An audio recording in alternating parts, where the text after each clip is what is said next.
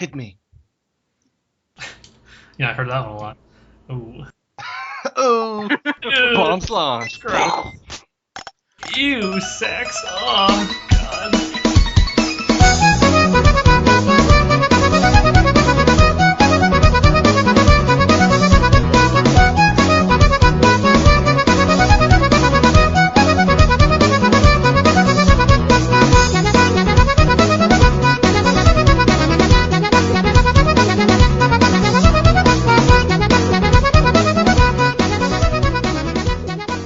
Hey everyone, and welcome to the newest episode of Bombs Launched. Hashtag Bombs Launched. Bombs Launched.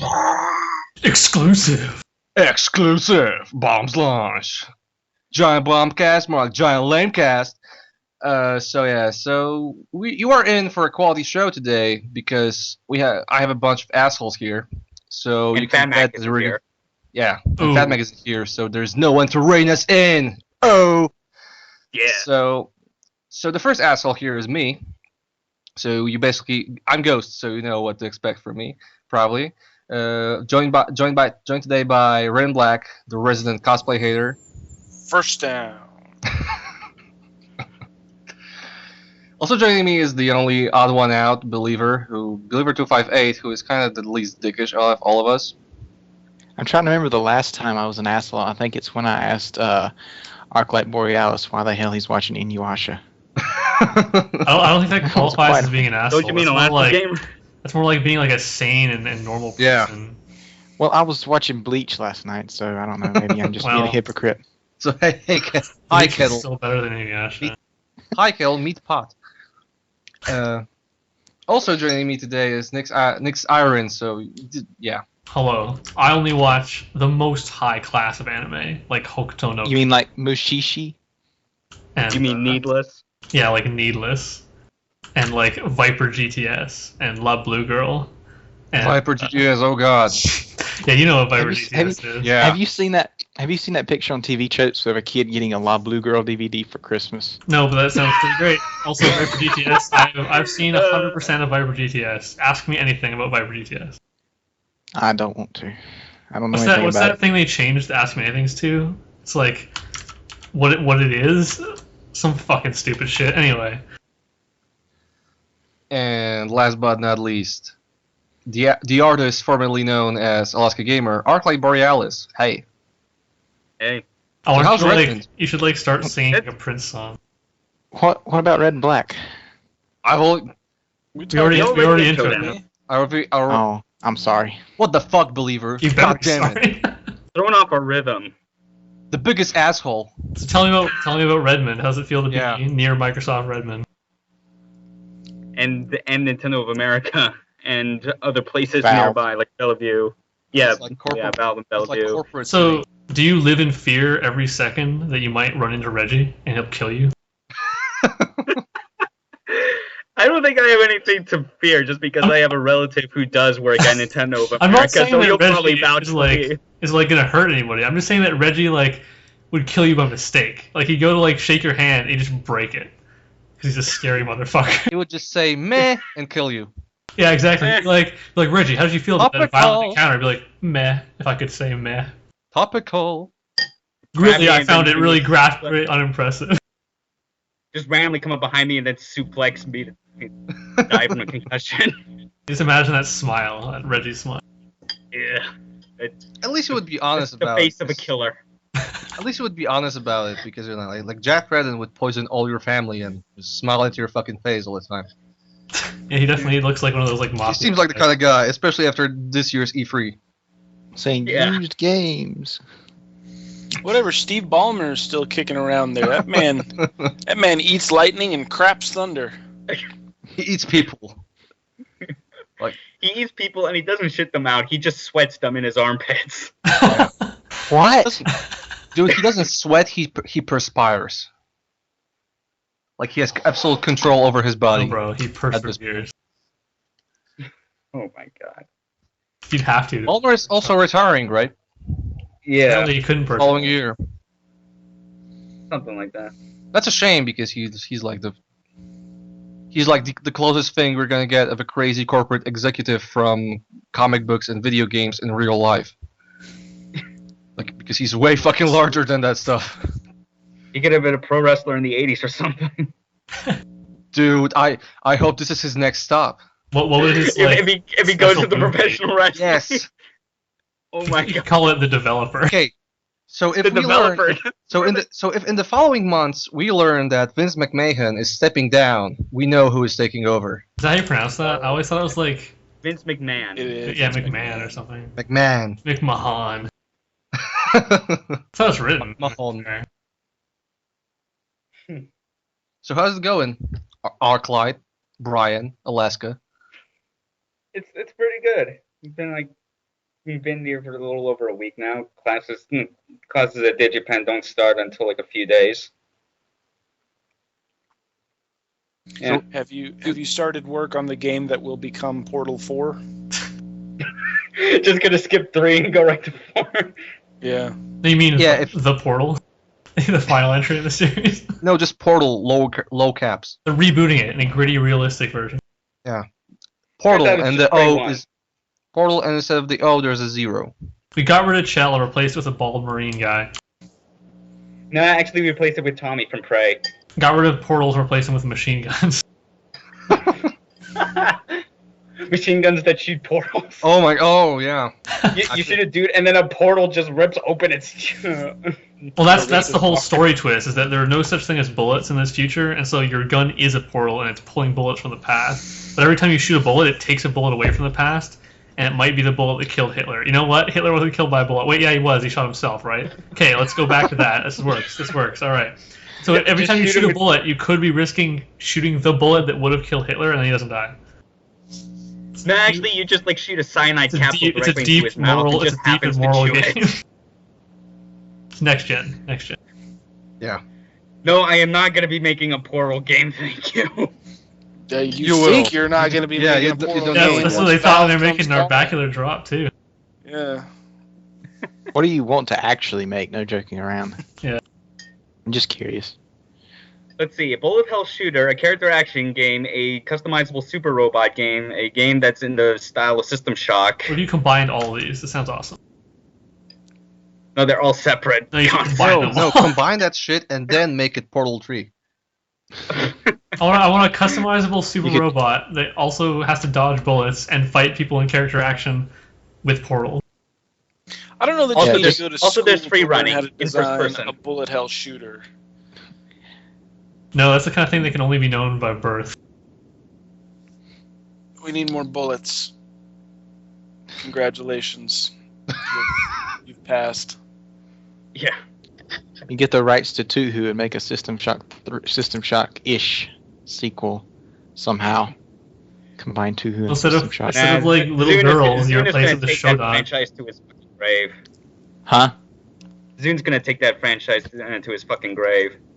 And the some of creators some of know. those games are pretty good, man. They aren't good. I got 2 of them with English translations. I really like 12 a lot. I've only got 6 and 7. Sorry, maybe I'm not thinking of 12. I liked the photograph one, which is like 9.5. Shoot the bullet. Yeah, I really like that one. It's cool. Yeah. Fucking- Yeah, it's weird though because like the main entries are just regular numbers, but all the spin-offs are usually like like a number then point, like 0.5 or something. 2.6. Like what the fuck am I playing? Yeah. What about that one that's called like Bravely Default Flying? Not Bravely Default Flying Fairy. There's like it's like fairy Phantasmagoria, Flower View. I don't know. They're all weird. Yeah. So Nick, Japan, how's your of course. hentai game? Well, that's interesting you ask. I haven't actually started it yet, but I do have it open if you'd like to experience it with me. We're just go No. ahead. I'm pretty sure that's a Let's, solitary yeah. experience. You So tell us. instead of doing any actual show intro, we're going to play a little bit of Lightning Warrior Raid 2, which is a hentai game. Now, you may remember in the past I discussed such games as Sai no Uta, which is not really a hentai game, but Lightning Warrior Raid is really a hentai game. So I'm going to click on New Game. Are Oh, God, girls the raped sound is by way too multiple high. penises? So How's it the starts multiplayer? out, Rady's in the desert, and she's huffing, but totally sounds like sexual panting. Of So course. it's Tomb Raider. Oh! Ooh. How much? Bombs launched. All right, so she's looking for a town. This isn't very hentai yet. All right, late title card. Put it in the GB wiki. My cat's grabbed my headphone cable, so excuse me if I drop my kitty. Kitty, stop.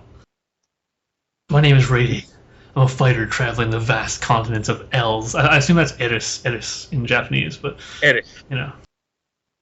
As for why I'm traveling, well, one reason is I'm trying to become stronger. Another reason I'm looking for someone. And finally, I'm searching for the reason behind my power. My power. I have the power to summon lightning at will. None of this is necessarily relevant to having sex yet. Kitty, Jesus. Exactly. Why do I have this I mean, power? okay, I wanted lightning. I wanted to know Okay, about myself. lightning can be related to sex. Yeah, I know it's gonna get old real fast. I'll try to get to the hentai really quick. Yeah, maybe at the end you'll end up fucking a thunder god. I just want to see what the gameplay is like so I can review it for you guys here. Okay. Town's called Blue Lake. They call it Lake Play it Blue. and- It's Japanese. Play it, and we'll return to you in a bit. All right. Well, yeah. You go ahead and talk about some games. I'll try to get to the dungeon. So, okay, who I haven't heard in a while? Arclight, actually, I haven't heard in a while. So, talk to me about some shooting stuff from 1999. Yeah, partying like it's 99. Unreal Tournament. You mean LAN party as it's 1999? Well, funny enough, I actually haven't gone into a LAN party with UT yet. Now, I would assume that the people who are still playing this game, I mean, except for you, are have become so insanely good at it that this could not possibly be fun anymore. I don't know. Most of the time, I've just been playing Bob matches, and the few multiplayer games that I have played has been like on one server that's been that's like a 9-player server on DM Leandre, and like the people there are like moderate skill. I've actually won a couple games on there, but most of the others like you know, as you could probably expect for Capture the Flag servers, there's a whole lot of facing worlds 24/7. As well as snipers only servers and other stuff, which I'm not interested in. Yeah, Instajib at some point basically dominated Unreal Tournament in every fucking iteration. Like, I remember people not playing anything except, you know, Instajib. Yeah. But, like, yeah, it's been, like, as far as online games, like, with what few I played, it's been vanilla UT. But, like, as far as bot matches go, I've just been messing around with different mods, like Chaos UT or Excessive Unreal, or rather, I remember the full title, Excessive Unreal 2 Batshit Crazy Edition. That's a good name. It is. It's pretty accurate as well. You should look for a mod for Unreal Tournament that's basically the Matrix. Because Does that really exist? Yeah, dude, and it's like fucking 10 years old at least.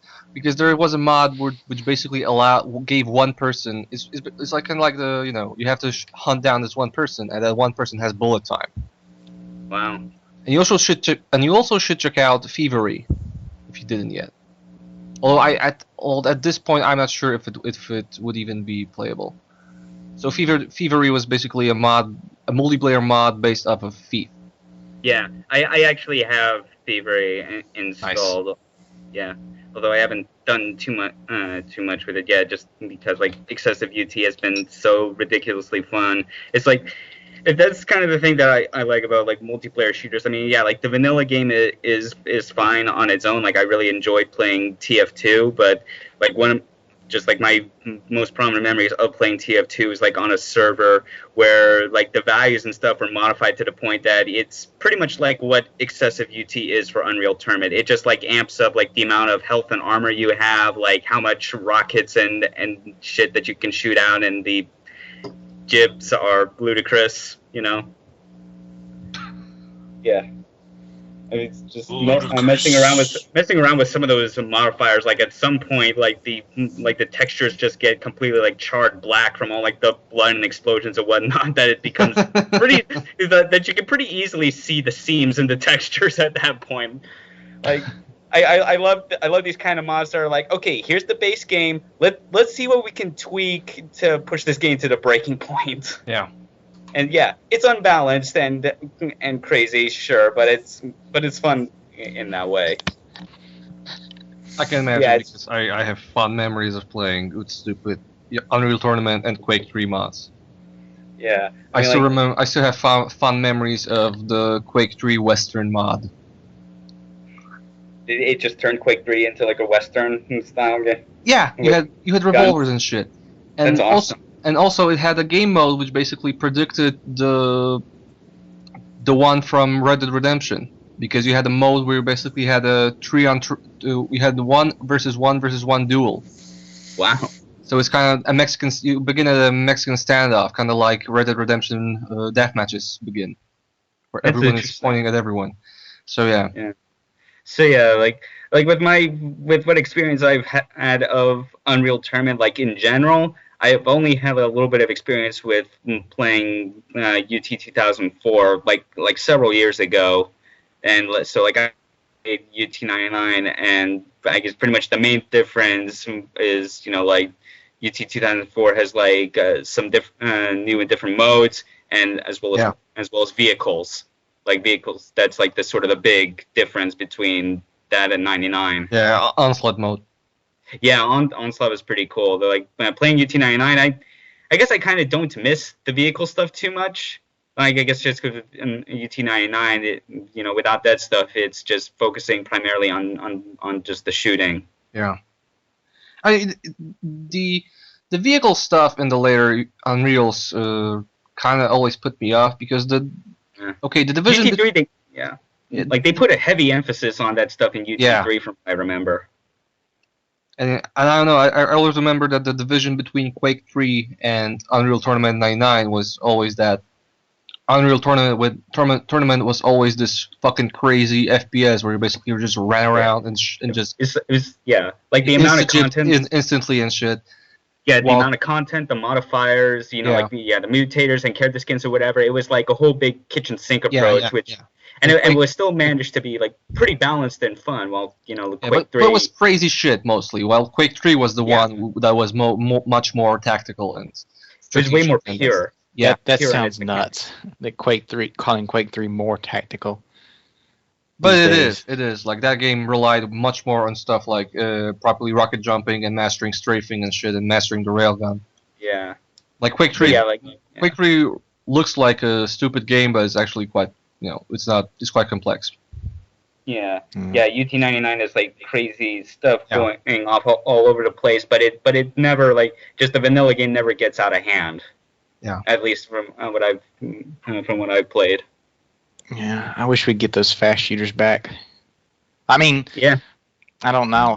Rise of the Triad seems, it seemed like it was trying to go in that direction, and they're still serious. Well, it did go in that direction. It's just the problems that it came with at launch were just bad optimization and performance. Yeah, we need a really good one.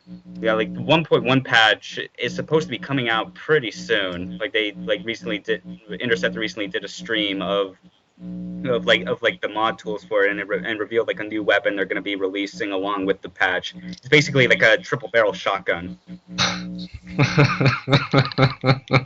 Yeah, which is going to make much more sense for the guy that's who's making the remaking the Quake 1 deathmatch maps for multiplayer.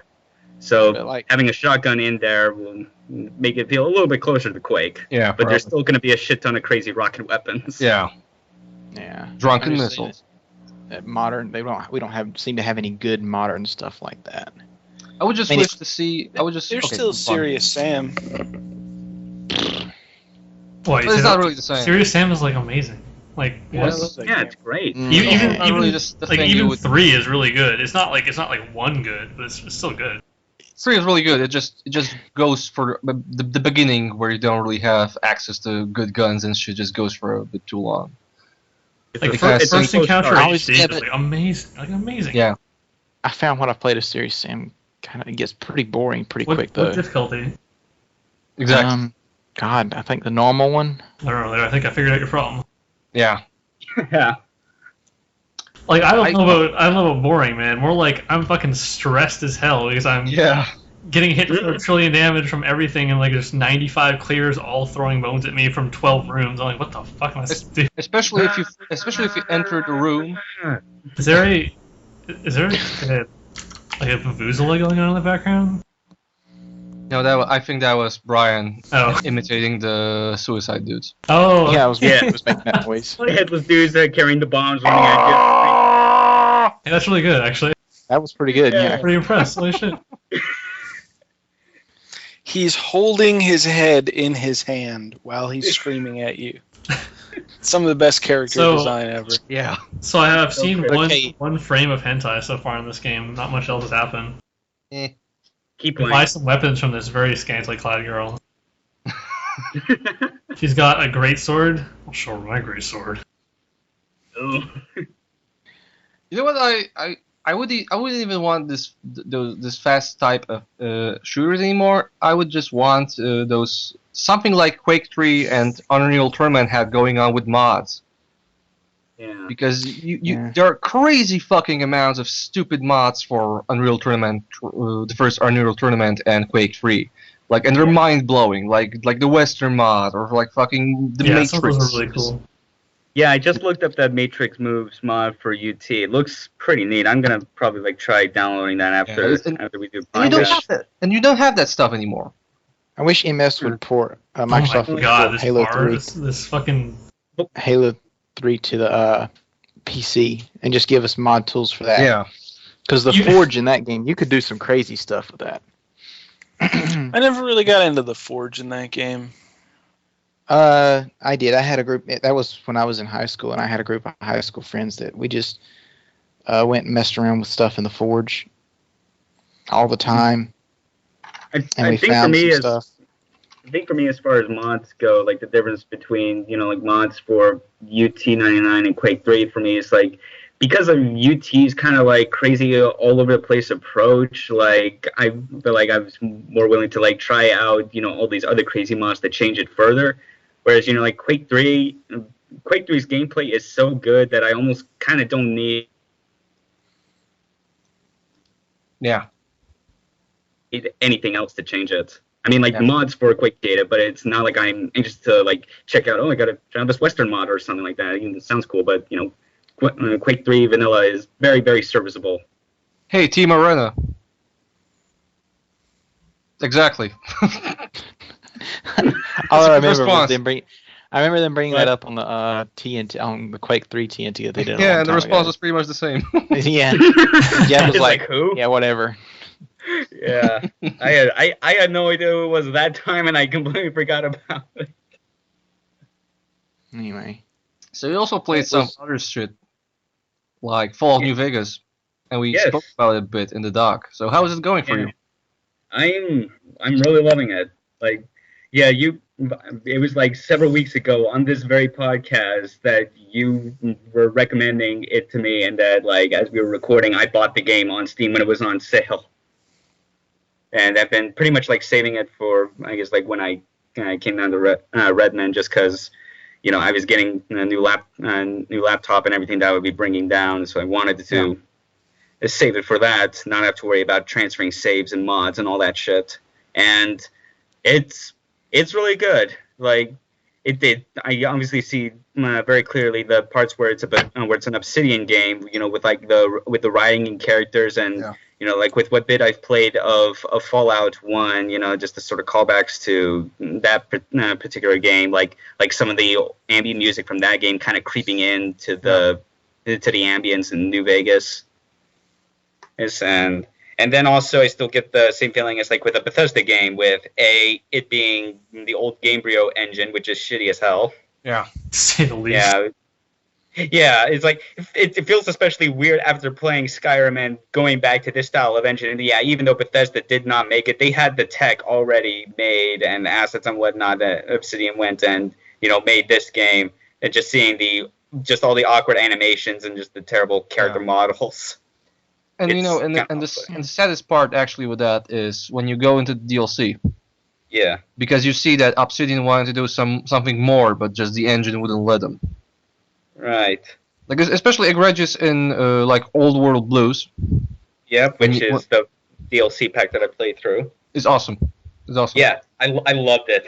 It's super funny. Yeah, but like the conversations between the doctors is basically it's when multiple head stalking is really Yeah, because like when you first meet like the brains in the think tank, it says Dr. Klein, and like at first it makes you like, does he have like multiple personality disorder? But no, it's all the other brains talking, and they could not like get it to switch between them. Yeah. Well, you also see it in Honest Arts when you see Joshua Graham just reloading, just checking and reloading 45 pistols. Mm-hmm. But it's always the same looped animation. So it's kind of they Yeah. wanted just they wanted to put in something that he wouldn't just sit and stare at you dead-eyed, but some actual animations. But it just they couldn't do more, and it's kind of Yeah, it's a shame. it kind of makes you think, what would they do if they had this Skyrim engine even? Because that thing, even not like especially impressive, it actually allows you to do something. Yeah. So like where I am, so where I am right now with Fallout New Vegas is, as far as the main game goes, like I've gone to the strip. I don't know. Should I just say talk about spoilers right here, if that's all right, or something? Sure. How far beyond the strip? Because I haven't beat it yet. I've met Mr. House, and I got the platinum chip back from Benny and killed him. That's not a spoiler, really. And I've spoken with Yes Man about possibly taking over the strip. Yeah, that's not a spoiler. That's like Well, yeah. And then I played through Old World Blues. Didn't get all like the quests and loot from that. Although I did. There's some pretty awesome stuff you could get from that, especially like the K9000 Cyber Dog gun. Yeah. Which is pretty good because I had been holding on to like a ton of Magnum ammo, so that automatically kind of like feeds back into it because it uses the .357 ammo and that packs quite a punch. Yeah, don't worry. In Dead Money, are you playing Dead Money right now? I am playing Dead Money now. So yeah, remember that I was stripped of all that. Remember that hollow rifle you get at the beginning? Yeah. You kind of don't need any other gun for the rest of the game. Yeah, I've been using that in the Cosmic Knife for like If you get the upgrades for the hollow rifle, and also you will stack up on microcell fusion shit. Like you will have energy cells like fucking crazy in your inventory, so you will not need any more guns anymore. Never in this game. So now that I've like in the main game pretty much got all the different quests to like meet with the different tribes in the Mojave Desert and all the different sort of quest paths that I can go on, I've been using the time to just go through the DLC packs, finish the Old World Blues, and now in Dead Money, and I gotta say, like, Dead Money can be pretty tense, especially on hardcore mode, because you're losing health constantly in the villa. It's like, yeah, that's another thing. I've been from the start of the game, I've been playing it on hardcore mode, as I feel like I think having the extra challenge of having to keep myself hydrated and fed and getting enough rest would be pretty interesting. But yeah, Dead Money is just, like not on top of you like being stripped of all your weapons and stuff, and the fact that if any of your like companions you get in that DLC die, you die as well. And the roaming inhabitants of the villa, like they can't be killed unless they get like mutilated or something like that, which is where the hollow rifle and the cosmic knife come in handy, I guess, or just using the knife itself, just going into vats up close, just attacking limbs, and like if you manage to at least cut one of them off, it'll be dead. Which is, I don't know, I guess given the atmosphere and I guess sort of the tension that hardcore mode brings, I guess I would have liked it if there was a bit more incentive to try and avoid, or if there was a way that like the ghost inhabitants can't be killed by any means. Yeah. There's probably a mod for that. Did you hear about so G.E. Sawyer, one of the project director for Fallout New Vegas, and Honest He did his own mod, didn't he? Yeah, he released a very dickish mod because okay, so he lowers the level cap to 35 with all DLC. He halves the experience rate is halved. Base player health is quartered, and level gained health is reduced by 25%. And there's like more weight added to like particular miscellaneous items. Here's the two crazy things. All right. Okay, so the base carry weight goes from 150 to 50. Energy weapon ammo weighs less than its nearest equivalent gun's ammo. Mm-hmm. And the craziest thing is that he changed the way stimpaks work. Because not only that was pretty cool. stimpaks have weight, all of them, and he introduced a new variant. Expired is the default, and it's not that great as a normal stim pack. Yeah. So yeah, so it's kind of. I wonder if, and also there's some stuff with with changing around alignments and fixes. So yeah. Alright. Yeah. That sounds like a mod that, like, if I ever, like, get done with this first playthrough, I might start a second one just for fun to see how long I last. Yeah. Because it just sounds so crazy. G.E. Sire, in general, a very hardcore man. Yeah. Yeah, I guess even looking at his a testament, I guess, to the people that worked on New Vegas, just how much they love Fallout and their passion just for that franchise. I mean, look at this fucker's photo. Just oh man! Imagine him smiling. Like, having with fun. That rocket launcher. Yeah. Imagine G.E. Sawyer having fun. Yeah. Like saying tender things to his wife or something. No. He'd be like that. He'd be like that robot in the picture of, like, putting the sign in the ground that says "No fun allowed." Yeah. That's basically Sawyer. Yeah. Yeah, it's just one thing I definitely like about, I guess, sort of the design about the Mojave Desert in New Vegas is, I guess, just looking at the map and walking around, it feels smaller than, like, Bethesda's worlds have been, like in Oblivion and Skyrim. At least just looking at the map, it feels like a much smaller space, and unlike something like Skyrim or Oblivion, where there would be like a ton of roads that branch off in many different directions, like from like one center to, the far corners of the game space.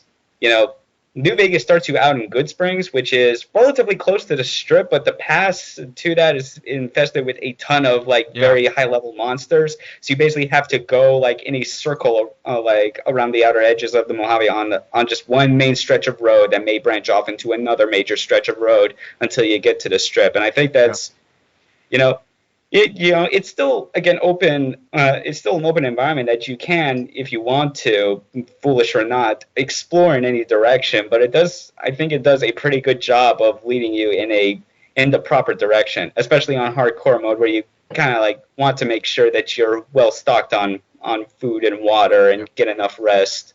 Stopping at an abandoned gas station or town. By the way, Cazadores and Deathclaws are a bitch up to the very bitter end. Oh, really? Man. Deathclaws are fucking impossible even at level 50. I don't think I've ever even killed a Deathclaw. Maybe one. Yeah. I tried, like, after I got to the Strip, I tried taking that short passage back to Good Springs, but I kept getting killed by the Deathclaws, and I was like, alright, not going that way. But and again, about, like, the whole, like, water and food thing, I was able to find plenty of water, but I was consistently, like, kind of, like, low on food, always suffering from minor starvation until I got to the Strip. So I actually ended up, like, getting, like, the perk that turns me into a cannibal. So yeah, pragmatism. I like it. Yeah, pretty much. It's like, I'm hungry. It's the fucking Whatever, man. apocalypse. I don't have a problem with eating humans. Yeah, and now, like, just recently, I think I also got the perk that, like, expands that cannibalism skill to eating super mutants and feral ghouls.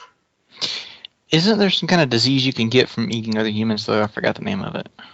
I don't know. All I've been getting is bad karma, but no one has seen me. So no one has seen me do it. Yeah, so it's not that's the name. Yeah, so it's not technically a crime against nature, as the description for the perk calls it. But I just find it that's another thing I just find kind of interesting. I've at least, like, from what you told me, goes, like, only the type of the karma that you have by the end really, like, factors into the tone of the ending. But it's just weird me kind of starting out as, I guess, sort of like a polite, sort of upstanding guy that cares about getting his job done, to becoming a cannibal, and now decides that with this platinum chip and being a manipulative bastard, he's going to try and take over the Strip. Just get in deep with the tribes and fuck them over. Something like that. I'm not going to spoil anything for you in this regard. Alright. Yeah, I'm definitely liking it. And I certainly hope I still have enough time and the patience to, like, keep playing the game even when classes start, just because, as everyone has told me, the workload at DigiPen is pretty heavy. I would hope so, honestly. Yeah. definitely. I mean, yeah, I definitely do not doubt it one bit. Like, I do not doubt when people say that game design, like making video games is hard work. So I just got fucking wrecked in Lightning Warrior 80 by a bee. And when I say a bee, I mean a sexy girl dressed up as a bee. Okay, so. Is it like Darkstalkers crossover or something? Paint a picture for you of this game, right? So imagine wizardry, right? You're going through dungeons, fighting monsters. But what if every monster was a sexy girl? And what if when you beat the monster, you knock her clothes off? That's what this game is like. So it's like Elfen Lied. It's like Elfen Lied, except like when you fight a killer bee, it's just a girl with a bee, like a bee pattern dress on, and you break it off and you kill her or defeat her. Sounds a lot it's like the Blind Melon video. Anyway, so I just got a over, and I did not get any sex when I lost. Let me tell you. Yeah, Needless does a whole lot of, like destroying clothes of the opponent as a means of gauging how much damage they've been dealt. God, Elfen Lied was so terrible. Yeah, it started out really good, and it's like, nope. Yeah. Yeah, but there's worse shit anyway. The first episode's great. Well, the first 10 minutes. Yeah, maybe the first 10 minutes. Oh yeah, until she gets on the beach. I still think that Blood Sea is a much worse thing than Elfen Lied. You should watch it, or not. Or probably not. I mean, there's worse anime, no shit, but like, yeah, it's not amazing. Well, I mean, if you want to know what a bad story is, you can go watch Elfen Lied. By the way, Brian, I heard you also play one of the greatest driving game of all time. Euro Truck Sim 2? Yeah. Certainly the best Burnout game, at least I think. Well, yeah.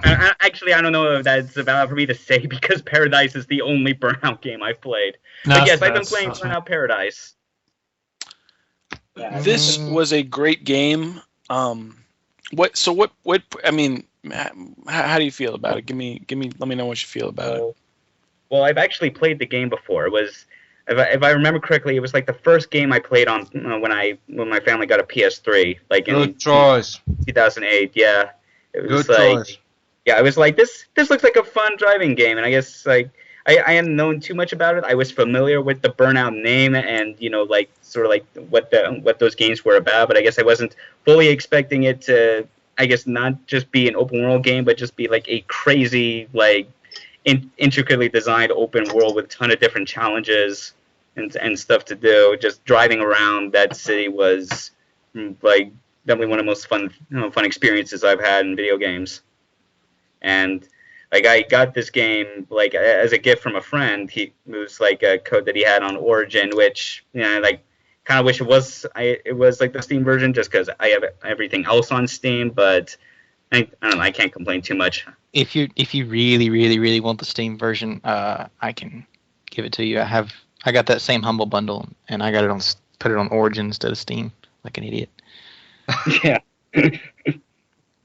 Yeah, whatever. So, what kind of challenges did you like? Because like my favorite thing in that game was just like trying to beat my friends' times, like going down the streets, like trying to get the fastest time on a street. That was what that game was about to me.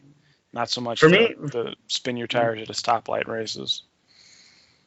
For me, I definitely enjoy taking down other cars. Yeah. Yeah. I really like to take down. Yeah, it's so satisfying in that game. It's really, really good. Two best things about. And it's very smart. And it's very smart. Like even like when it goes to like the slow-mo camera panning around like the car that you just wrecked, it's still smart enough to like just adjust your car to get back on the road. Because there are some situations where you're trying to ram a car that like in most cases you should not be able to get out of without taking yourself down as well. Well, so here's the trick, right? When you're in a hard race that you also can destroy people in, I would actually destroy people in order to take hard corners because it would auto drive me a little bit, which is pretty interesting. That's pretty good. But like besides those, again, it's the same thing that I really enjoyed about when I played Burnout Paradise. Like, it's been 5 years since Burnout Paradise came out, didn't it? Like that was a 2008 game. Yeah, I right? think so, yeah. Yeah, because I definitely played it in 2008. That was the year that I got the PS3. But yeah, it's been 5 years, and still, my absolute favorite thing is just driving around that city. Like the challenges are fun, but I definitely like just holding down the boost and going as fast as I can. Crashing through gates and billboards, going off jumps. Sometimes you see a billboard. What's your favorite song? Not Go for Paradise City. See, no, I like Paradise. Well, Man, Me you can too. still listen to it? I cannot stand Me the too. fucking thing I anymore. I don't I remember know if this was the like, worst song is "Hey, you." No, it's oh the my- best song. oh my No, God. fuck that That's- song. that's- I heard that terrible. song like when I was playing it a while ago. Holy shit! I thought they patched it out. The best song is fucking Girlfriend I by heard Avril that. Lavigne. I heard that song, and I was like, they had to have patched in new songs, didn't they? I do not recall this being in the game when I played in 2008 at all. I don't Yeah. actually remember any of the soundtrack. I'm gonna go look it up. But like some other games, like even though that has a radio, that is like a pretty good podcast game where I just just driving around like crazy and listen to a podcast. Hey, you, That's- I don't like your that's why I girlfriend. don't- No way, that's why I no don't know way. what's I'll in bring them. you a new one. Oh god. That's why I don't hey, know you, what the songs I are in can the be your game. girlfriend. Hey, you, I know that you like me. So I like God damn it. Route 66 by Depeche Mode. Yeah, that's a good one. It also has a not weird, but it has a lot of classical songs in Yeah, that it game. does. Like Horn Concerto Yeah. Number 4 by It's Wolfgang kind of like Amadeus Saints Row Mozart. 4 at this point. Hungarian Yeah. Dance. It's not by bad, but there's Johann too much of it in that game because you can play 2 or 3 of those back I to like back, Moonlight, and you're like, Moonlight man, Sonata. what's It's coming a up? pretty good fucking It song. doesn't really maybe fit too well. Because I like classical music, but at the same time, classical music is not what I try to listen to when I drive cars. Yeah, true. I think they did patch out the CompUSA billboards because CompUSA went out of business like a month after that game came out. I honestly can't remember all of the product placement and stuff that they littered throughout that Yeah. that game. Whatever, they got their money's worth out of it. Criterion got to put out an excellent open world driving game that they managed to like keep supporting with DLC and stuff, which I haven't, at least as far as I can tell, I've not really gone into too much aside from checking out a couple of the motorbikes. Which Did they ever put planes? Because I know they were talking about planes for a long time. I don't know. I've certainly not come across any, but yeah, it's just like I played a little bit of like with one of the motorbikes, and it's fine, I guess. Like the handling's obviously different, but I'm just like way too used to just how like the cars, how just the regular cars work already. So, did anybody other than me have this little issue in Burnout Paradise where the turning signal comes just a half second too Yeah. late? I don't know if I just have really bad reaction times. Or, No, it's not you. Yeah, because that's why I put it down. I got tired of. Usually trying when to I deal with that. usually when I race, I always have to check the map just before the turn, just to see. Okay, I have to go here, and then I look at the mini map and not at all at the fucking fix. I guess it's just me, I but always like use the especially. mini-map. I mean, Yeah, I I guess look it's at the just map me and when and then. I think just like especially when it comes to races, it might just be me, but like when it shows the map and goes, "You are here, and now you need to get to this spot." I've usually been able to like be pretty good about like drawing up a route in my head and being able to incorporate that with the mini map that I'm able to respond in time. I mean, I me have a too, terrible- but it terrible I sense always of had to take at least one pause to see the map, and it's kind of distracting. Yeah, well, I don't know. I guess I got good. I guess I got good peripheral If vision you're or something. driving around a city, do you like look at the map before you drive somewhere? Well, I know where I'm going when I drive. Yeah, around. usually you just know where you're going. Well, maybe if you knew Paradise City well enough, you wouldn't need to look at the map. Yeah. I've played so many video games that done maps properly that I'm not going to memorize Yeah, the map. sure. Oh, I could probably launch. actually, like, I probably really could find my way around Grand Theft Auto 3 without, like, I mean, no I got map, to- no nothing. Like, that one I think I know pretty Yeah. much every nook and I cranny of that got city. I got to a point with a crazy taxi where like I didn't need to like pay attention too much to like the arrow like above the screen because I had driven around like both the arcade and original city so much that I got the general layout down pretty well. I mean, I know Dark Souls pretty well, but it's not really a city, so. Yeah, I guess that's like another thing. Like maybe just not having the map there would probably like incentivize players to actually try and like memorize and remember like the layout of the city. Yeah, but imagine how really fucking needed hard it this. would be. Or maybe not, because they would just complain or just constantly complain, and then the developers would just, all right, fine, here, just because you asked for it. I mean, you know, Well, we it's- were able to remember all those maps from these other games. Like, I still remember the map from Need for Speed Underground 2 pretty well, so, you know.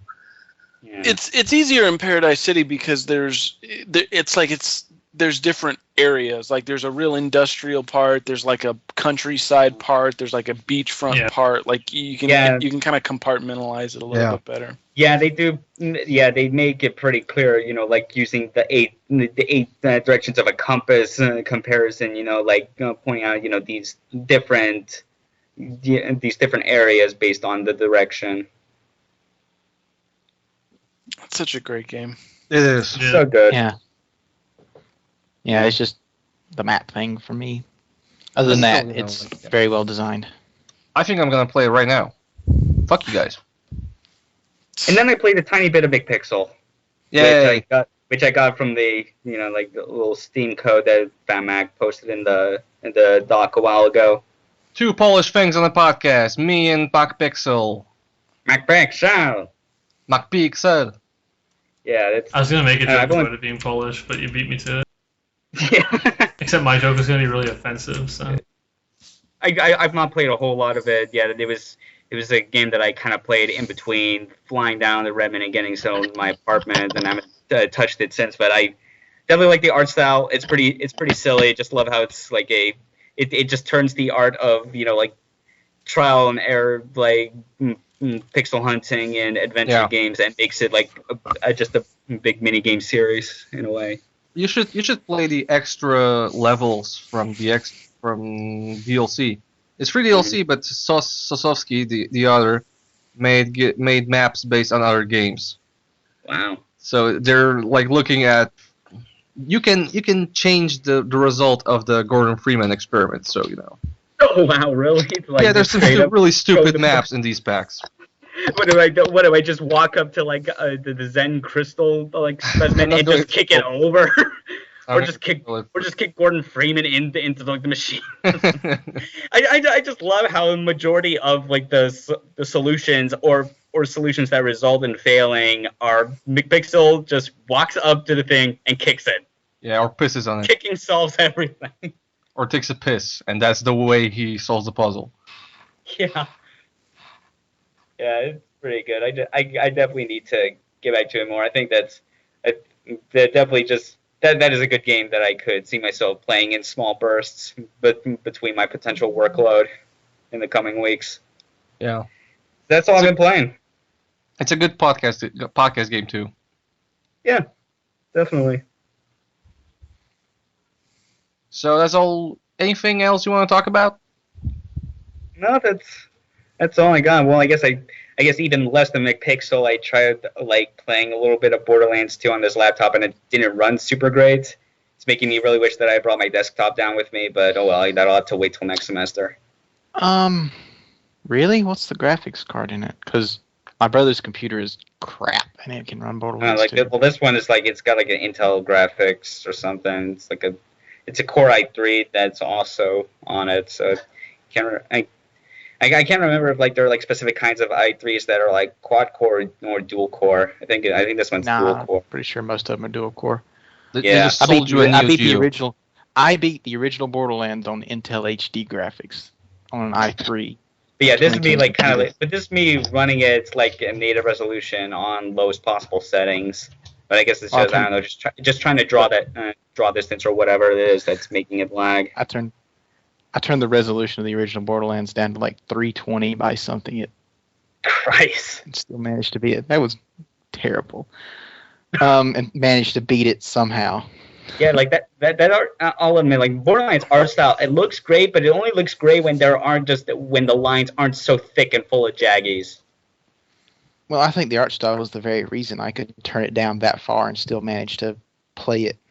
I don't know. It's just those pixely black lines just kind of make it a little hard for me to look at. Anti-aliasing. Yeah. What on earth was that? My roommate. Oh, Hey, roommate. hello, roommate. They That's can't his hear name. you. Oh, Welcome to the adventures of Brian and roommate. Okay, so before we move on, yeah, go on. Yeah. Go on. Mm-hmm. Speak, motherfucker. I've already spoken. Okay. So before we Speak move up on, or hold your peace.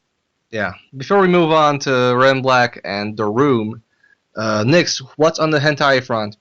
Well, I did some grinding in the first dungeon because I died last time, and I still haven't seen any serious hentai yet. So Bullshit. You need to play more. You did say grinding.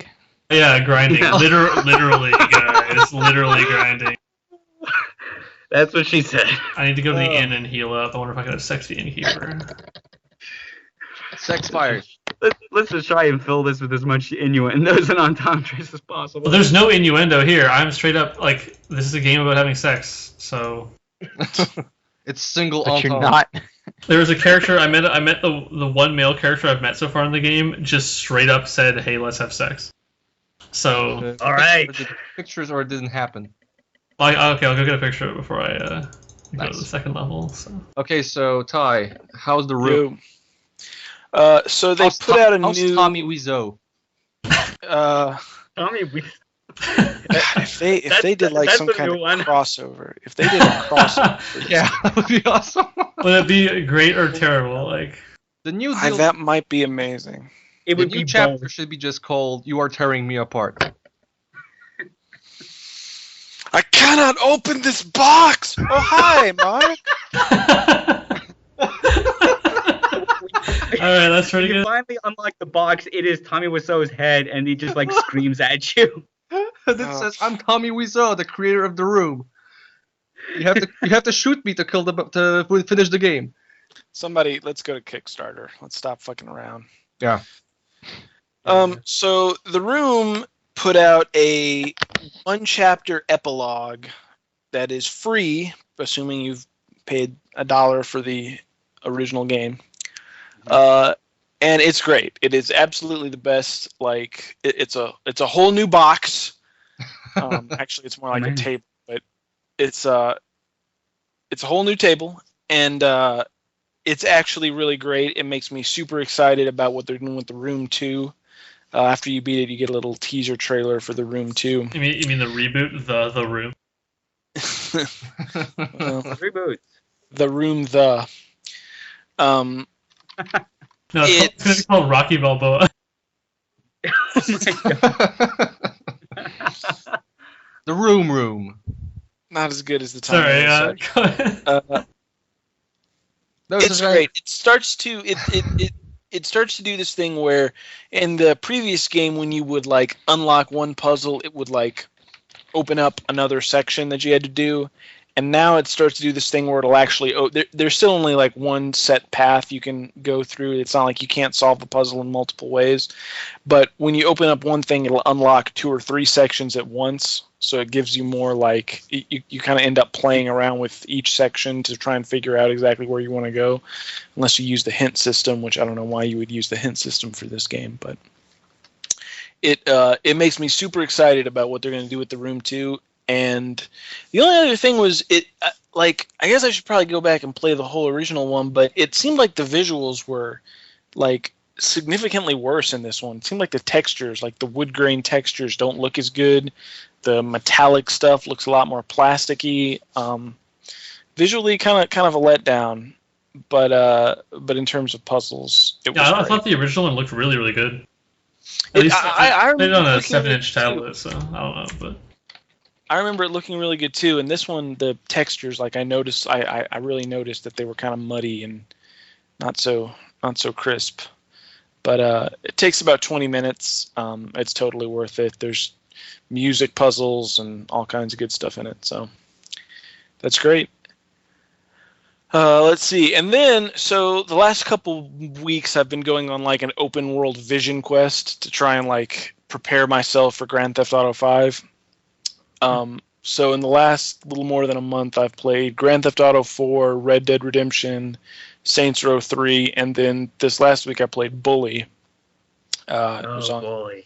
It was on sale on the Xbox marketplace. Didn't you say it was for free? It was for free because they switched away from Microsoft Space Bucks and to real money, and when they did, they just gave everybody $5. That's not free. I don't really? quite understand the logic to that, but whatever. Is Bully still on sale? I haven't checked today.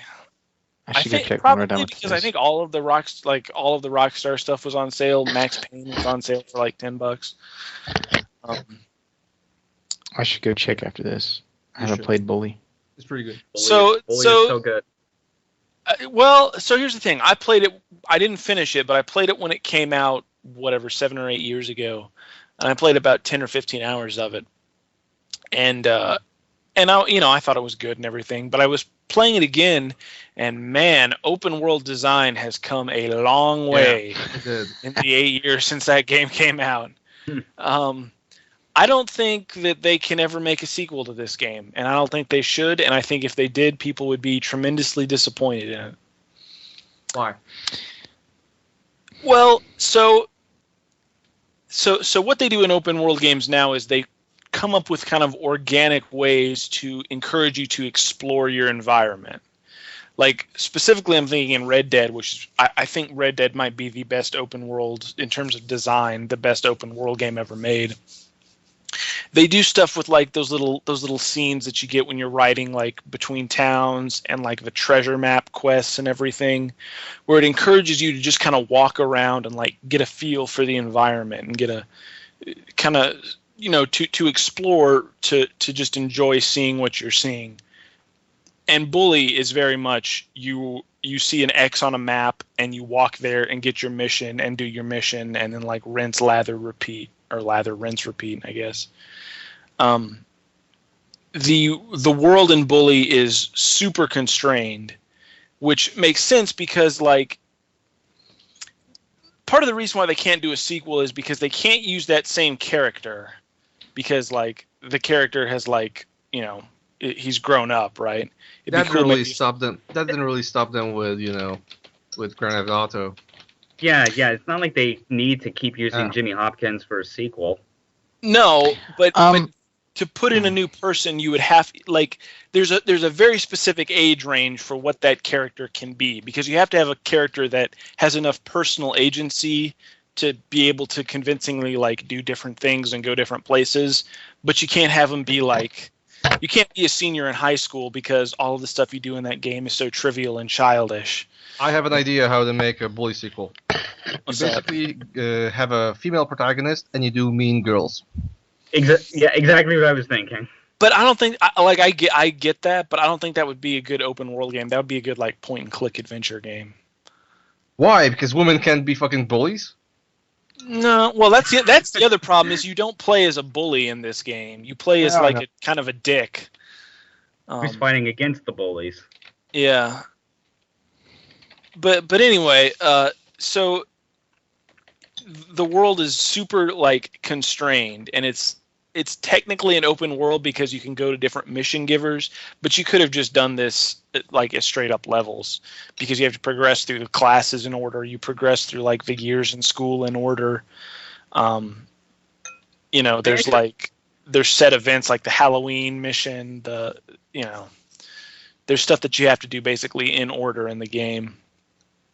I actually like the kind of constrained world design, just the fact that it felt smaller than what you would expect from an open world game, because I think like with a somewhat smaller space you could use some of those resources to get out a lot more detail. Yeah, I mean, so on the Xbox version, especially when it came to I guess like the students in the school, it felt almost like Majora's Mask in a way, where like the NPCs aren't like just some random people and have like some amount of importance. Like you aren't just like seeing random different people every day. Yeah, but most of the like students in that game like don't really matter. I mean, they might as well be placeholder characters.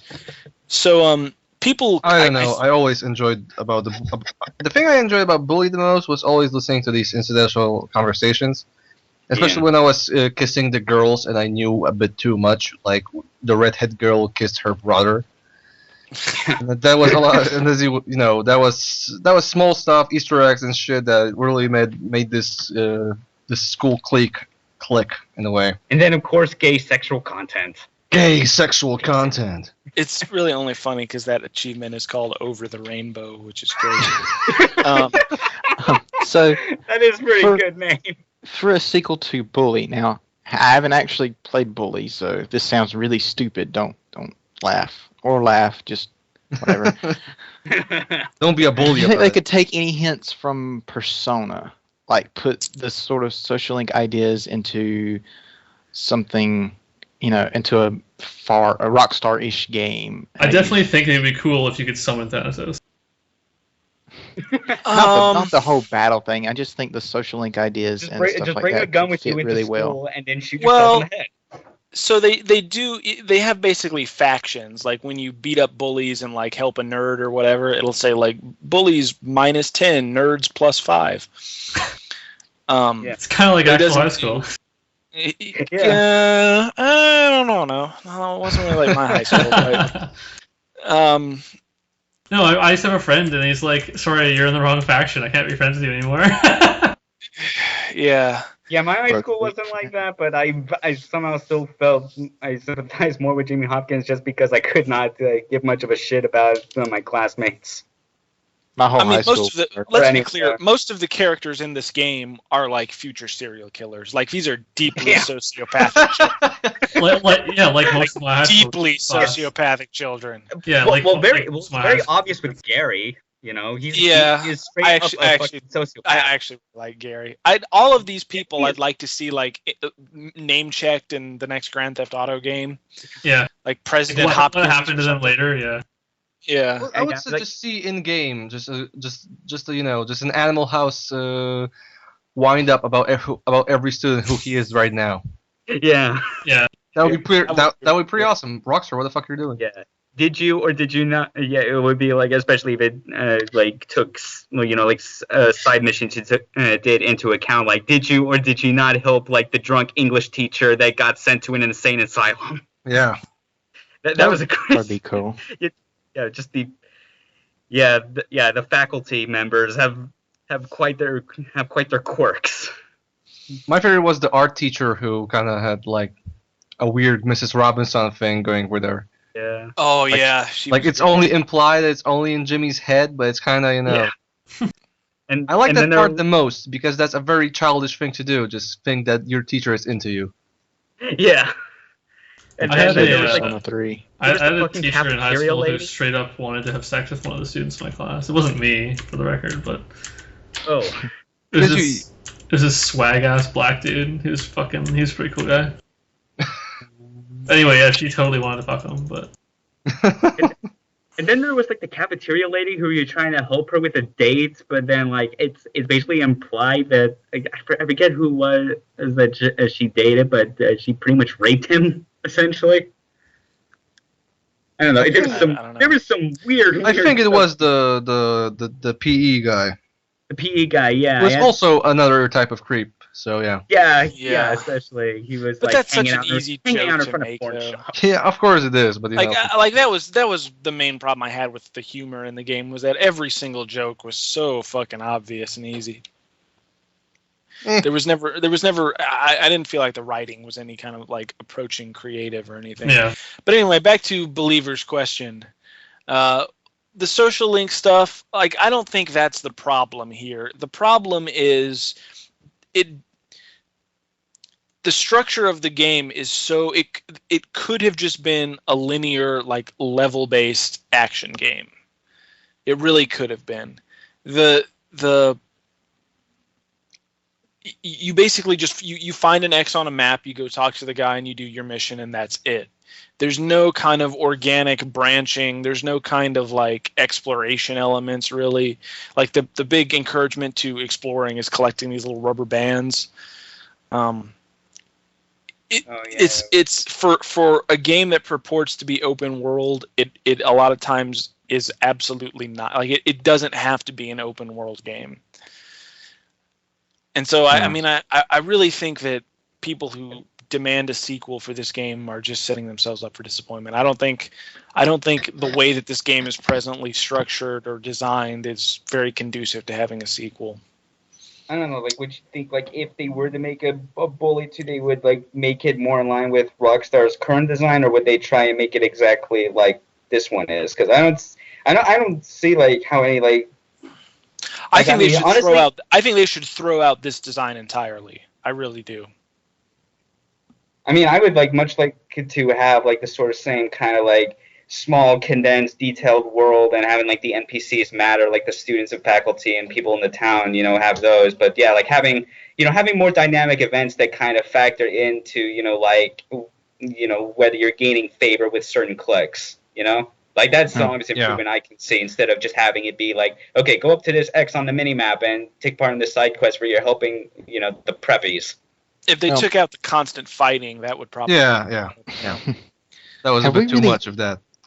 Have we really had any open world, like, revolutionary open world games since GTA 3 though? I think Red Dead Redemption is pretty. Saints Row 4. It may not be revolutionary, but it's certainly evolutionary in the best possible way. Well, I mean, it's evolved definitely, but. Yeah, I think Red Dead is the best open world game ever made. I mean, you had stuff like pretty good. Red Dead Redemption is pretty fucking but good. it's not the open worldness of it that's good. It's the ridiculous story and the closest it's good, but it's not as good as Red Dead. The closest thing you had would probably be, I don't know, Assassin's Creed, because Assassin's Creed kind of changed the way traversing seas is right now. Yeah. Like the first AC kind of changed the way you moved around seas, because going on foot stopped being this thing when you just walk around, and you started going vertically too. Infamous did some of that too. Infamous is great mobility. Problem with Red Dead was the thing you said with Bully, was it felt like the open world was just going from place to place. No, I don't. Yeah, I don't feel that way in Bully. I mean, I don't feel that way in Red Dead. Red Dead, I feel like that is an actual living world that is at times sparsely populated, but I do feel like it is a actual living world. The way that so much of Bully just feels lifeless. Well, I mean, the difference would be, I guess, that you expect the desert to be a little bit of a kind of large empty place, but when you're in a high school, you need. Yeah. I mean, having been to high school, there's shit going on everywhere all the time, right? Well, yeah, that's the other problem, is that at least the Xbox version, like, it can't draw more than like 6 characters on a screen at any one time. Yeah. So this feels kind of weirdly vacant. It was originally a PS2 game, though. Yeah. Yeah, and parts of it still totally look that way. All the mission text and the in-world UI stuff looks super low res and really, really bad. I was surprised. Even Persona 4's high school feels sparse sometimes, but most of that was achieved with not actually having much to show. Yeah, static backgrounds there too. I don't know. I really think that I think that this kind of open world design, it's dead. It's no good anymore. It's expired. Like open world has moved on to such an extent that to try and remake this game, or not remake, but to try and do a sequel would kind of it'd just be a disappointment. I don't know. I think they can do something good with it. Yeah, I definitely don't think like a sequel can't be done. It just needs some severe gutting and redoing. Yeah, it would need super severe gutting and changing. So that's Bully. That's pretty much, those are the 2 things really I played this week, and hopefully now I'm done with open world and can be ready for Grand Theft Auto 5 in a couple weeks. Dude, did you play Saints Row 4?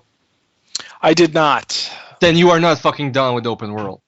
You know, I don't want to close my eyes. I don't want to fall asleep because I miss you, babe. I don't want to miss a thing. Have you played 4?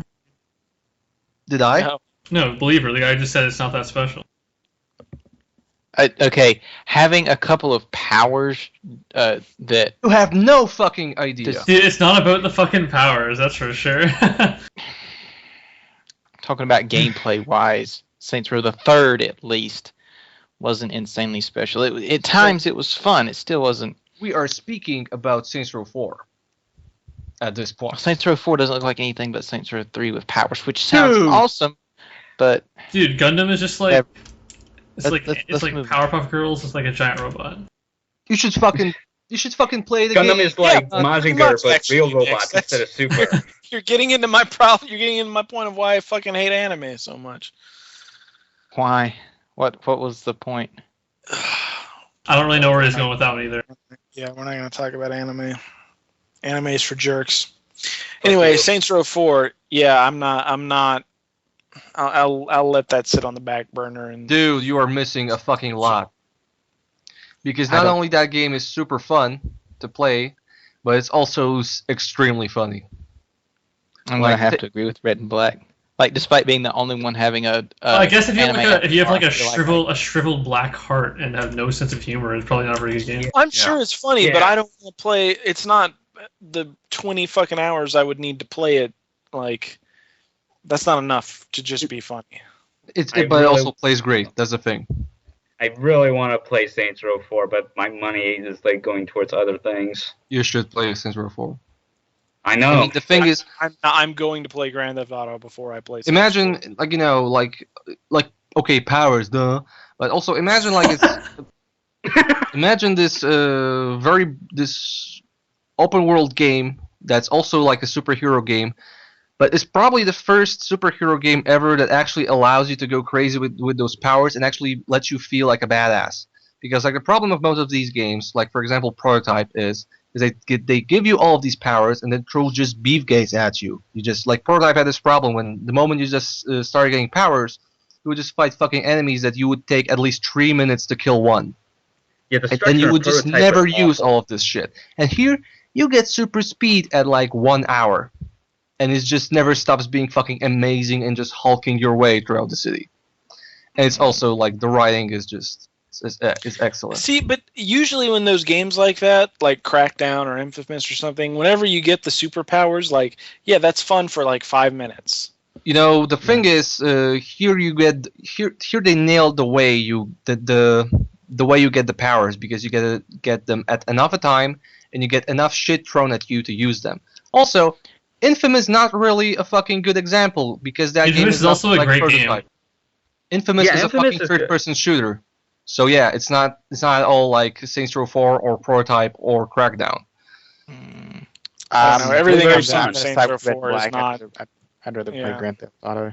Yeah. Well, I'd say if you really have a black shriveled heart and have no goodness in your soul and No no sense sense of of fun. humor Yeah. or any interest But if in you don't like then fun, yeah, don't play Saints Saints Row the Row. Third- Like Bully, Saints Row the Third often went for the easy, lowbrow humor. I don't need highbrow to laugh at, but I don't want to spend 20 hours laughing at dick jokes. Well, it's like there's some pretty What fucking good. Also, for like, okay, Let's we're gonna ignore that comment because it's just too easy.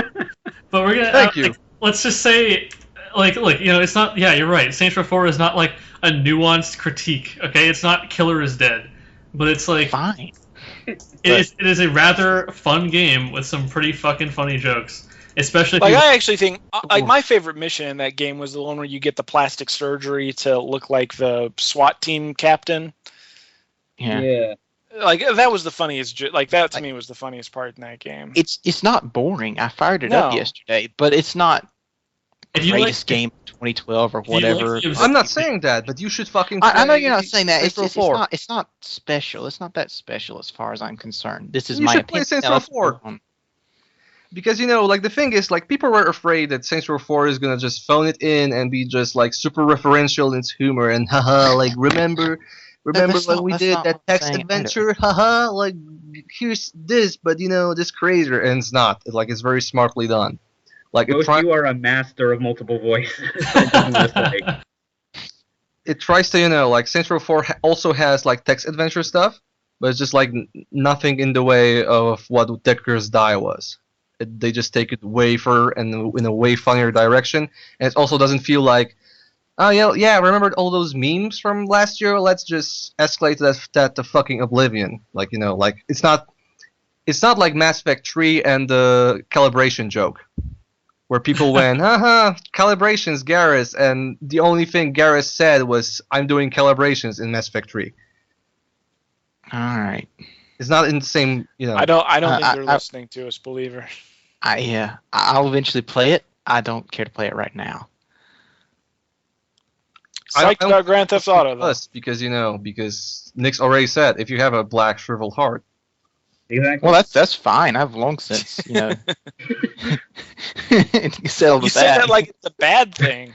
I mean, like, I consider Like, myself you a mean it rather isn't? cynical motherfucker, but I still Yeah, no am shit. able to find the joy in Saints Row 4. Primarily because the humor is, basically about making fun of a bunch of shit.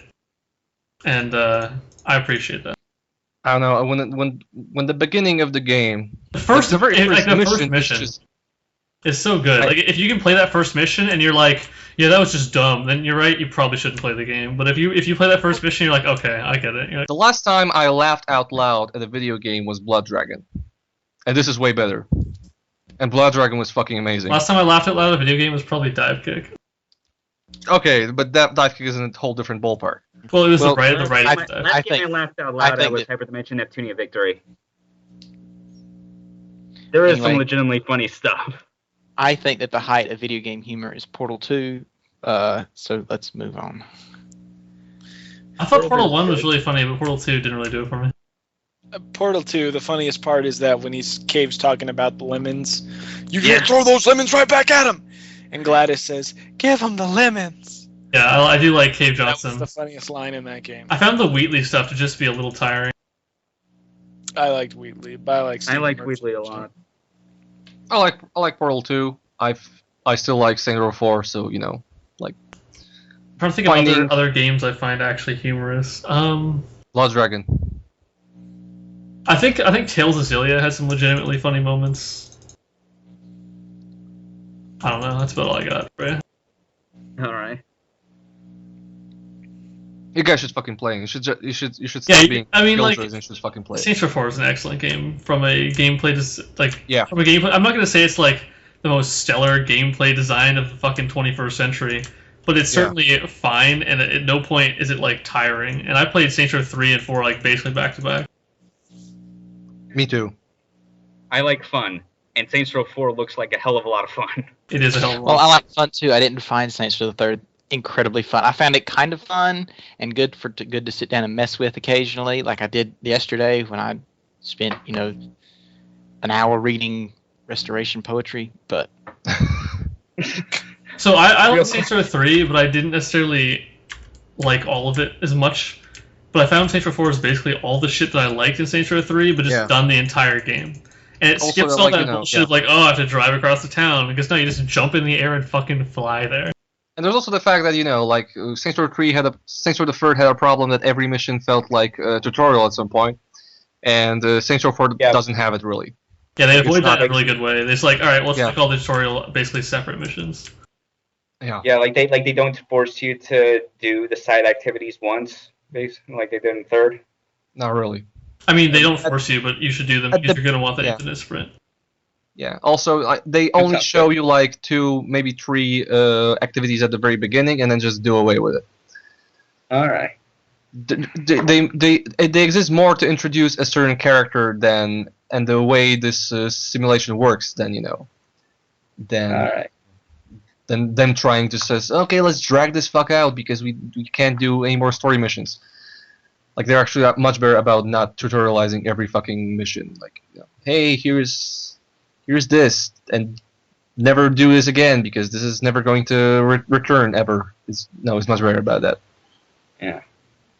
Okay, so Believer, talk to me about Final Fantasy X. So Final Fantasy X is what I played a fair bit of yesterday and Friday.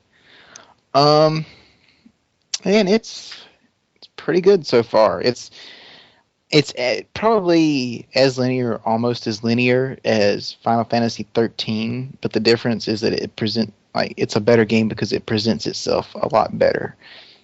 It leaps you into this story with a pretty good surrogate character, Titus, who gets sent 1,000 years into the future, and he has no idea what's going on, and neither does the main character. I mean, neither does the player. So it's introducing you to concepts instead of throwing. The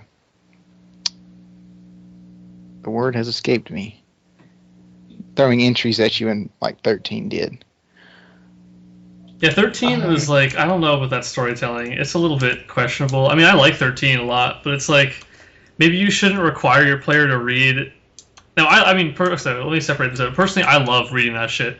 And I love the, like, 20 paragraphs of fucking text I'm required to read every second to, like, understand what the hell's going on. But I certainly understand that most players are not going to want to go in and be like, all right, let's play this game. All right, first I'm going to sit down and do 15 minutes of straight reading. Like, no, I know that in today's ecosystem that is not a thing that's going to work.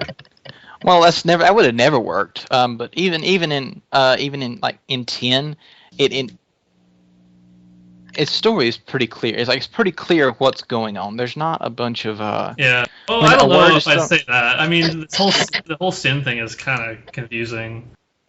Well, but it's nowhere near like. Well, okay, Sin is a giant monster. I'm only about 5 hours into the game, but Sin is a giant monster that destroys things. That's all you really need to know about him in the beginning of the game. And the game's pretty clear about that. 13 is like, there's this city, and a bunch of people are shooting each other for reasons you don't know, and there's that big thing in the center that you got to get on. LC versus the Lassie war. Yeah, and you're what? What is all this mean? Cocoon. Pulse and Cocoon, man. Pulse and Cocoon. Yeah, Final Fantasy X. God, Final Fantasy 13 is so fucking stupid. Simple. It's also really good. It's a good game. But Titus wins the award for worst Final Fantasy costume ever. I don't know. Yeah. Quite an achievement. You're on Waka. It's pretty good. I don't know. It looks dumber than Waka's haircut. Would you feel Final Fantasy 13 if at the beginning of the game Lightning sat down and was like, listen to my story? Wait, does she do that? No, she doesn't. 10. Okay. I know that's 10. Yeah, that's what I said. But no, I don't, unless they like made that reference, I didn't notice it. No, it's not 13. I should just remind everyone of that scene of Titus laughing, which people used to do. Everyone just misunderstands. Exactly. I was about to say that people use it to say. People use it to say how Titus is dumb, and inadvertently they prove they're dumb themselves. Yep. Pretty much. Well, I mean, the voice acting has held up in some spots and isn't all that great in others. But whatever. It blows me away that that Titus was voiced by James Arnold Taylor, the guy that would go on to voice Ratchet in Ratchet and Clank. Yep. Yeah, he was much better in Ratchet than he was here. Yes, exactly. Again, everyone's got to start somewhere. Yeah. So what do you think of the battle system overall? Because I know it's a bit of a weird system. Not necessarily weird, but like the whole, fast character hits flying enemies, slow character hits armored enemies, etc. thing. It's the battle system seems all right. It seems a lot more traditional. Compared to because the last 7, 8, and 9 had that active time battle system. This isn't there. No, I know. I'm very familiar with Final Fantasy X. I absolutely hate it, but I'm very familiar with it. The battle system. I was about to say, the greatest hate sex ever. Say anything about it. Reddenblack only likes 10 too. His one secret admittance to liking cosplay. I still don't like cosplay, but 10-2 is pretty fucking funny.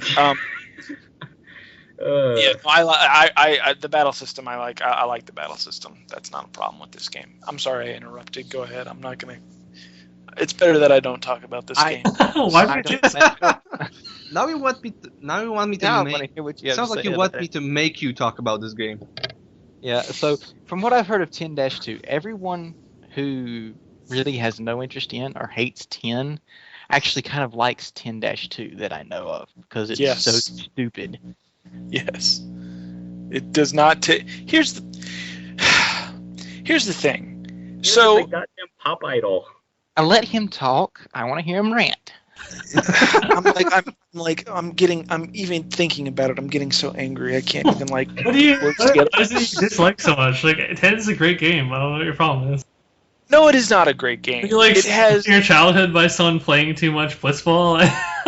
What does he hate about it? What I hate, well, first of all, what I hate about almost every Final Fantasy is they keep cranking the drama knob. Like, they started on 10, and throughout the entire game, they just keep cranking it farther and farther and farther. And in terms of storytelling, there's never any moment in that game that can just, like, breathe. Every moment is about the end of the world. And in a game that is so reliant on story and so reliant on narrative, it only ever goes in one direction, and it only gets louder and louder and louder. I mean, and it's just really shitty fucking storytelling. The apocalypse. It's just really shitty storytelling in general. Well, I kind of like some parts of that. Put it on 10 and keep turning it up. When it's done decently, I think 10 has. Thus far, I haven't finished it or even played tons of it. I think it's done that fairly well so far. But then, I also like anime and Japanese stuff in general recently. Sicko. And that it tends to do that. I mean, I could see that complaint. I do not care for Final Fantasy. Yeah, kind of same here. Here's I'm a not question really for into you. that style. Why does the argument of, like, oh, everyone likes 10.2 because it's absurd, not apply to 13.2? Because 13.2 is pretty fucking nuts. And it's also got a great battle system. I don't know. I'm so far out of Final Fantasy that I have no interest in. It might be the greatest game ever, but I don't fucking care. Because 13 didn't have a story worth caring about because it was so convoluted. Well, according to Reddenblack, neither does 10. It does not have a story worth caring about. You're absolutely correct.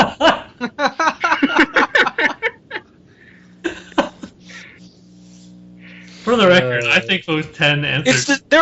There are two stories in, like, every JRPG. Not every, but like 90% of JRPGs. There are two stories. You are either a like shoegazing, sullen, androgynous loner who is the only one who can save the world, or you're a ragtag group of kids off on a magical adventure.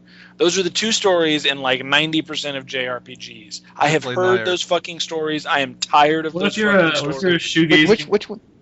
Which one does the world ends with you fit in? It's actually an version. That is one of the few that does not. And I was going to say it's a great commentary on the shoegazing introverted JRPG protagonist because the whole game is, and I really. In fact, the entire game is about being like that and then becoming not like that. So it is, and that's like the last Square game that was any good. What about? I disagree, but I think it's an amazing game. Do you know anything about Persona?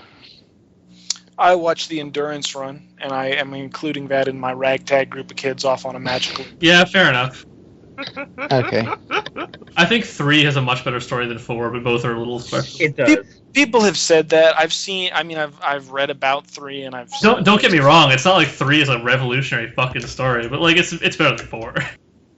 I like the characters of 4 much more. No, the characterization in 4 is absolutely excellent, but the whole overarching story is like complete and utter bullshit. The dark shit that goes down in 3 is nuts. Yeah, I mean, the summoning demons by shooting yourself in the head. Okay, I like that. I think that's pretty funny. It's pretty good. Yeah. Yeah. That kind of fits in the whole death theme. Man, I want overarches Persona 3. I do agree that Persona 3 has a more interesting aspect by how dark and depressed it is. Like these characters have just a lot of trauma going on. Persona 3 or 4? In 3. Yeah. The fucking Ken storyline is kind of dark. Especially since it doesn't really reveal itself until, like, in months into, like, the game's plot. Yeah. And it always has this kind of sad, dark theme, but it just the way it just pops into overdrive suddenly is really strong. Yeah. So you should play Nocturne Reddenblack, where you're one ragtag kid who ends up killing all the other ragtag kids. Yeah, it's really awesome, actually. You should, and also both Digital Devils Saga games. Yeah, so I was just really good. But you've just given me like 150 hours of games. Dude, we're like 3 actually. So play DDS. Digital Devil Saga, as someone, so I'm pretty interested in like mythology of religion, just in a general sense. And so playing Digital Devil Saga I thought was really fascinating just because it is so heavily influenced by, I guess, Buddhist kind of ideas Hinduism. And Hinduism and all that. And it's fascinating to see the way that they kind of use that in the story as well as in the actual gameplay. I mean, not in the necessarily like, not like your battle system as like a idea of reincarnation or anything, but like just the whole way it works, it kind of integrates the storyline is very fascinating to me. There's the whole like reincarnation and just different kind of what the hell? Oh, sorry, different all this kind of idea of I don't know. I thought the story was really cool in Digital Devil Saga. I don't want to spoil too much, obviously. That's why I can't really say anything, but it's cool. How did we get to Shin Megami Tensei games again? Well, because they're so after good. not even having them on our list. So good. How can you not talk? Because they're the one JRPG franchise worth giving a damn about. Yeah, I think if you count Drakengard, I guess it's not really a JRPG. So. Well, yeah. Drakengard is its own category, to be honest. Yeah, like god tier game. Justin Believer, talk to me about the Sphere Grid so we can move on from this horrible game that I hate. The Sphere Grid is terrible. What? I love this. The whole leveling up system in Final Fantasy X is not that great. You sit there, for one, in the beginning of the game. Okay, so you talk to Riku in the beginning while you're on that ship, and she goes on to explain the Sphere Grid, which is like 5 minutes of mashing X to a Doesn't she do it in Albed? Yeah, no, it's on a ship. I thought she spoke in Albed, though, or maybe that's just everyone else. No, okay, she doesn't. Here's what. Okay, got it. Okay, when you get done talking to her after going through 5 minutes of overly convoluted explanation of this stupid leveling system, you move on to talk to the other Albed guys there. One of them gives you a potion. One of them gives you something else. One of them says gibberish, and then your answers are yes and what. Same freaking tutorial again, and anything about it. I think that's actually really funny, but only because it's like totally like intentionally fucking over people. Like it works well for the character Titus, and works well for the player as well, because no one's gonna know what the fuck. The Sphere Grid system itself, I can deal with it, but it's dumb. It's dumb, really bad. Dumb. I don't see why you dislike the Sphere Grid. I don't know. Like a retarded Kim Carey dumb. Just like because it's unnecessary. You're basically leveling up on one track anyway. Just let me level up on that track. Yeah. Did you guys play 12? I did play 12. 12 has like 12. It's kind of a Sphere Grid, quote unquote. But no, but it's a lot more free. Yeah, and what everyone complained about is that the fucking thing was too free. That's so stupid. Well, that's because people that like Final Fantasy are damaged people. you know what? 12, there's some Stockholm syndrome going on. Yeah. Reddenblack, did you ever play 12?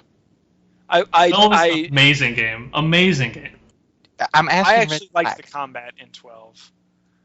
Yeah, it was so open. But the story, I was like, I'm not. I don't care. I'm not interested in what you're trying to sell me. But I thought the combat was actually pretty cool. How do you guys feel with that part where you're in the town and you have to pretend you're Captain Bosch and you're like, I'm Captain Bosch? For like fucking minutes, you have to like wave at people and try to attract attention. That part, not. I think that's where I saved and turned it off. So I didn't feel like doing stupid JRPG. Captain Bosch, then the master. Exactly.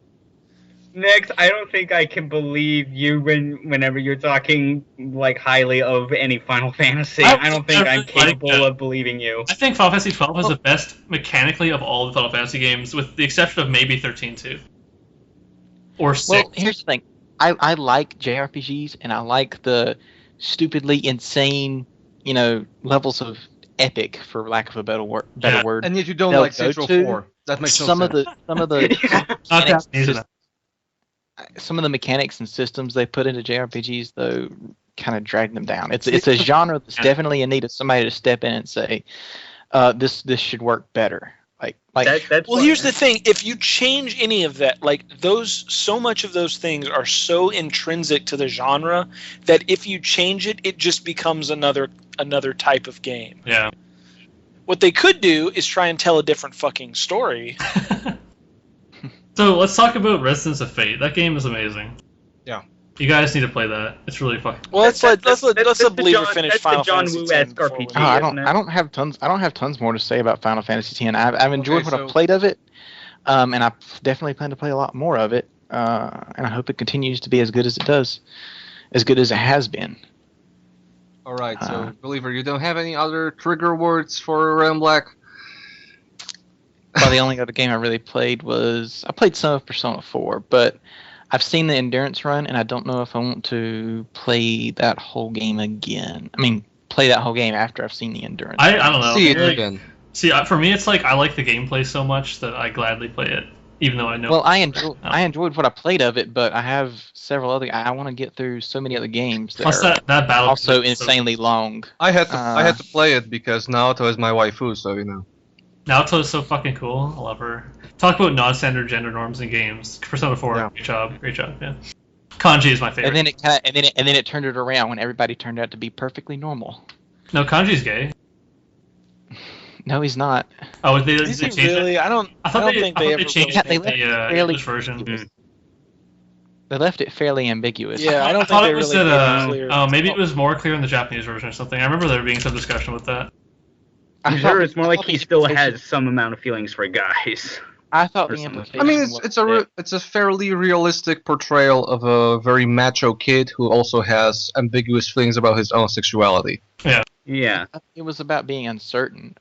But I felt like It was about being, you know. I felt like the whole ambiguity came from him thinking that Naoto was a girl and not realize. which I is mean, still, you know, using ambiguous those- because he's trying to, you know, he's analyzing his sexuality in this point, and especially in that scene when she doesn't want to take part in the beauty pageant, and he says, "God damn it, make me a man." Yeah. Oh yeah. The scene where he walks out on stage and just says "sup," that was pretty Yeah.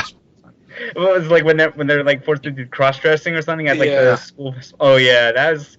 that was Yeah, if that is actually one thing I have to like make a complaint about with like Persona 4, like, well, more so 3, like, since that was the one I played. It's like all like the sort of like school related activities or whatever, just like basically set up to get you, the main character, and all your party members into some dumb, embarrassing shit.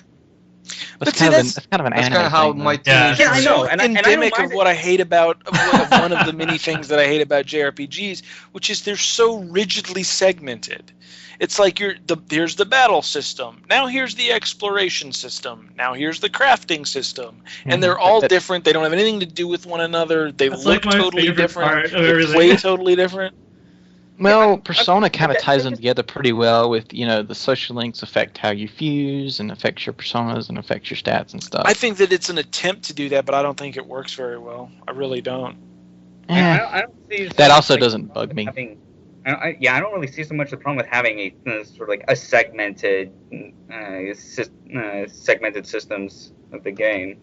Well, I can see why it would bug you. It doesn't bug me. Is what I'm getting at. Yeah, for me, it's like that's the part that I like. Also, Charlie Tsunoku female version is pretty cute.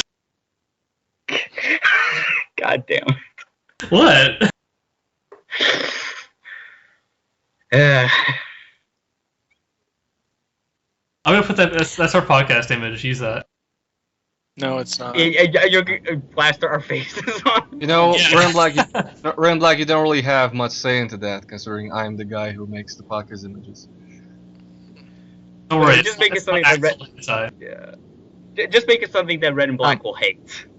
Dude, like, So, I just have to type in anime in GIS, and you know, it's fucking done. Or Final Fantasy X. So, let's. What But else is on here to talk about? So I'll go quickly through my games since that's not much, Mhm. and then we'll cap it off with Nick's and some rape stories. If he manages to get to rape in his video game. Yeah, no, actually, I couldn't get to the boss. It took too long, so I gave up. We'll get. To Aw. that. I'll get back to you on that next week. Okay, Alright. I need to hear something about all that rapey. I need to know more. Dude, it's not rape. She just defeats them in combat using her sexual prowess. You guys are weird, and I'm the one with an anime avatar. Hey, man, Avatar's like- I don't have it on Skype, but I got an straight up anime avatar on the site. My avatar's like Your avatar, two there's naked something very girls with blood bewitching dripping off about their your teeth. avatar. I don't know What it about is. mine? Who's? No, about believers. There's What something do you mean? about the It's just, I don't know. It's like got a Mona Lisa smile thing. Edward going. Elric, yeah. I was about to say, What's my avatar what you right? think Oh, wow. Adam Blade is bewitching? Yeah, it's something. No, I feel like he's staring into my soul. So I'll switch back to my default for this point of this conversation. Alright. Alright. Edward Elric is a pretty cool character. Should I switch it to my old one where he's got his thumbs up? Or his thumb up? So no, he's a bro. This one, bro. So I played a bunch of Oregon Trail Director's Cut with my very stupid team of survivors. Is that game good? It is. And It's actually, pretty cool. because you said this, I just wondered: did kids in Poland play the Oregon Trail when you were in? Yeah, like, except that was just their real life. I just wondered if people in other places have like that cultural touchstone. We didn't have it here in Canada. I mean, personally, anyway, at my school, I didn't hear about it until many years later. You also didn't have books, paper, and pens. Just everything was Fucker. done, and everything was Yeah, done. no, I would have to think about the original Oregon Trail in video games. I mean, that game came out on pretty much everything, including the Commodore 64. I mean, primarily the Commodore 64, and Played on the Apple Commodore IIe. And the Commodore 64 scene in Poland was actually pretty big, as well as the ZX Spectrum. So it probably was. There was something. I do remember seeing Oregon Trail in some old video game magazines from Poland. So yeah, Okay. probably. The meme of dying of dysentery definitely exists here. Not to that level, but you know there are people who knew what the fucking thing means. So Okay, go on. I'm playing Oregon Trail, and it's basically Oregon Trail but with zombies, which in itself is a brilliant fucking idea, because it's kind of amazing that no one ever came up with making a game that's basically about trying to get from one side of the country to the other during a zombie apocalypse. So I'm gonna make a game called The Oregon Trail. It's about getting from one side of the country to the other while dragging a fucking pipe organ. Okay. That's a mod. Yeah, exactly. That's awesome. So yeah, so in Oregon Trail you have a station wagon and you have a party of 5. I mean, it's you are the party leader, and you have 4 other assholes. I'm deliberately calling them assholes because they are the dumbest crew of people you will ever meet. It's like this fucking podcast. At some point I will just have to call everyone Nix, Fat Mac, Believer, Reddenblack, and Alaska, because Yeah, you name them all in our honor. not honor. Yeah, I should do honor. it to my Etrian Odyssey characters. If I want to fucking insult you very very much, I will call these characters your names. I'm gonna play Etrian Odyssey and make like a little like 14-year-old girl and then name it Red and Black.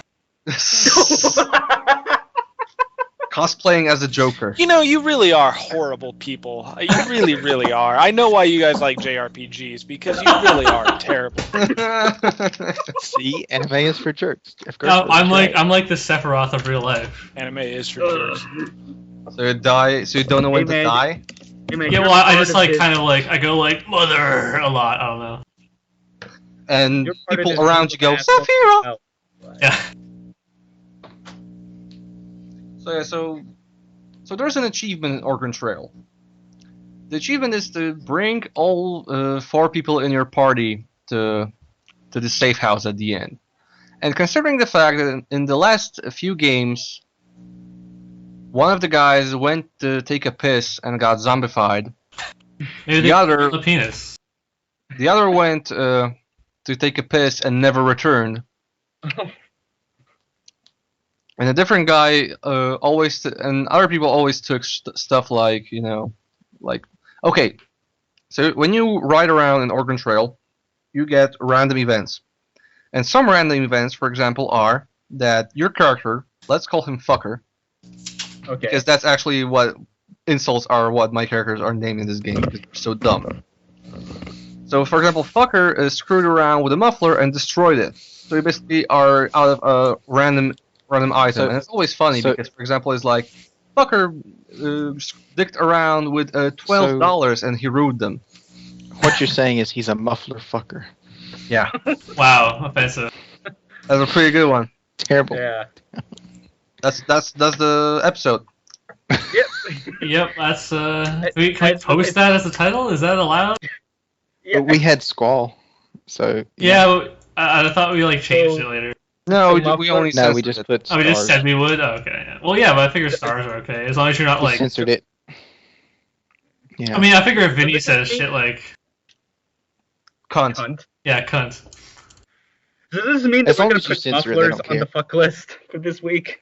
Okay. Yeah, that's a good Fuck idea. mufflers.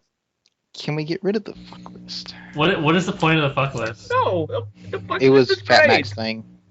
Let's get rid of all traces of Fat Mac so we can truly overthrow him. Let's get back to Ghost talking about Oregon Trail as he continues wanting to talk about. I'm gonna like fall asleep here soon, literally. So I don't know. Go ahead. Talking about fucking mufflers or something. So, Organs. I'm gonna Organs. go quickly. Oregon Trail is pretty cool, although the controls and the combat sequences are clearly tailored for a tablet, because you're supposed to click on a zombie and then pull the mouse back, and that's how you aim. And it's not really too intuitive with a mouse, as you can probably presume. And I believe that if you are actually using a tablet, like actually touching and tapping, it probably makes all the shooting really trivial. So I wonder if that's actually a good thing or a bad thing, considering it's a zombie apocalypse game. So yeah, enough about Oregon Trail. It's also a very good game to for you to listen to podcasts, so I recommend it wholeheartedly in that regard. And the other thing I've played, apart from Saints Row 4, which we've talked about briefly, was... Okay, so last week I was talking a bit about Burnout Paradise, and how it's probably my favorite racing game. And then my second favorite racing game was always Need for Speed Underground 2. So I've installed it to check how is it holding up. And it's holding up. It could hold up better. Yeah, The I always fix- felt like Underground 2 was kind of subpar. I think it was great, but you know what the thing is? It's really weird because, okay, Underground 2 does two things that I think no other racing game ever did, as well as this one. First of all, it has awesome fucking customization options for cards. Like I would, at some point, I just put in a trainer or a late game save and tried to make my Peugeot 206 look really awesome, and it was fun. Easy to do. Have you It's like played a looking car. Yeah. Have you played any of Forza? Because you can do some crazy customization on those games too. Yeah, but can I put fucking neons and an audio set in my back in the back of my car? Pretty sure you that's can. Because no, you can't. Not in Forza because Oh. Forza's for people with taste. Oh. Yeah, okay. Oh, I don't Can fucking I, that is like I want to go the on Forza loudest and like stupidest car I can. download a Miku skin for my car. That You can sounds totally You do can. that. I know you can. Yeah, Yeah, that's why That's the like game's 30% amazing. of all the files. Is that worth Perfect. playing an Xbox for? That is the one thing that I would suffer through playing an Xbox for is more Miku. So yeah, so I played that. I would suffer playing through an Xbox just so I can get the good version of Bayonetta. Yeah, that Yeah. too. Bayonetta is really good. It's so good. And the PS3 version is not. Yeah, they never fix it. Well, they did do a patch, but it didn't like fix Yeah, everything. you know what they did It's fix still- actually? It was Zone of the Well, Ender. it's Zone of the really Ender was, ugly like- and it has terrible fucking frame rate, which considering it's basically Devil May Cry, it's not a very good thing to have, bad frame rate. And the other thing that Need for Speed Underground 2 does extremely well is drifting. Mm. It's, oh my god, it's just downhill. I just put in downhill drift and it's just so much fucking fun. Now- Racking those points, especially since the cars are basically all tuned to drifting. Like the way they turn and shit is basically drifting friendly, and drifting is just super fun. Does it have those like special drift tracks where the physics are actually different? No, they basically change the way your car kind of reacts to, it's more slidey and shit. But I mean, but there's those specific tracks that do that, right? Yeah. Yeah. Okay. And they have Oh man. they have both tracks where you are racing in like a very specific environment, like a Street X race. And you also have downhill drift, where basically like, alone trying to rack up the biggest point count, riding from a mountain or something, and it's really awesome. In general, I think that the modes in Underground 2 are also stellar. There's Street X, the very technical racing where you don't have nitrous, and the draft racing. All of it is really, really super good. I would really like someone to remake that game or just make it once again. I just want this fun, stupid, Fast and Furious influenced racing game with dumbass customization options. Well, let's I want see. spinning rims. I want spinning rims. Didn't they just Awesome, reboot? man. Didn't they just reboot Need for Speed Underground? No, the new don't game think that's so. coming out is Rivals, and it's basically Hot Pursuit 2. Rivals. There was a Need for Speed Underground Rivals. I don't. Maybe it was. Wait, Was no, it most? that's- Was it Most Wanted? They just redid. Yeah, it was Most Wanted. Okay, Yeah, Most that's Wanted was something. the recent one. Need for Well, Speed anyway, definitely Ghost. has It some sounds of like those- they're working their way towards rebooting every sub franchise of the Need Yeah. for Speed series. So eventually you'll get your wish, because they haven't had a new idea since about. I know, you know, 1995. I just think that the modes in Underground 2 and the whole customization stuff is cool enough that I think I would really like to see a game with that once again. Like that game really did well with the sense of speed you get in the draft racing mode is really awesome. Because all you do is basically change gears, and it's really fucking good, and just change lanes. Fast and Furious is still hanging in there, so Yeah, something to pick exactly. back off. They should do something with that. They should just do Need for Speed Fast and Furious. Vin Diesel narrates, and I don't know. So yeah, I played that. They not for just buy that license. I have to I wonder think why they're that's making right. a Need for Speed movie. Aaron Because- Paul is in it. Because Fast and Furious had made like $200 million and cost like $20 million to make. I don't care if that movie is stupid as Fast and Furious. It also has Aaron Paul in it. All right, So I'm guys. in. So I got an idea, right? So we can make a Need for Speed movie, but instead of having it be like Fast and the Furious, instead it's like Cars, and all the cars just talk to each other. Except it's like a serious Cars. So it's Knight Rider. Yeah, exactly. Except all the cars talk. So it's like Transformers, but they never transform. Okay, I'm in with that idea. I- If you get Vin Diesel, Yeah, to voice the car. Leonard Nimoy, Yeah, he Campbell voices Combo. Seaman. all the fucking great voices of we know, like William Shatner, I don't know, like James Spader, Liam O'Brien. Troy I don't Baker, know. Nolan North, Robin Atkin Downs, Liam O'Brien, and they voice the cars. If I can have Laura Bailey Camaro, I'm in. Cam Clark. I mean, Liam O'Brien clearly needs to be like the villain car, and he'll just talk like he always Yeah. talks, the exact same voice. Be like, "You'll never race me. I am the ultimate drifter." You know, the Liam O'Brien voice. Ultimate Camaro. Only Liam O'Brien sounds a lot better than you do with that super deep voice. Yeah, I know. He's actually a voice actor and not some random shitter on the internet. So I hope so. Also, he hasn't been up for like 18 hours straight when he does his voice recording most of the time, I'm sure. Although he might make an argument for some of the lines he says in 13 too.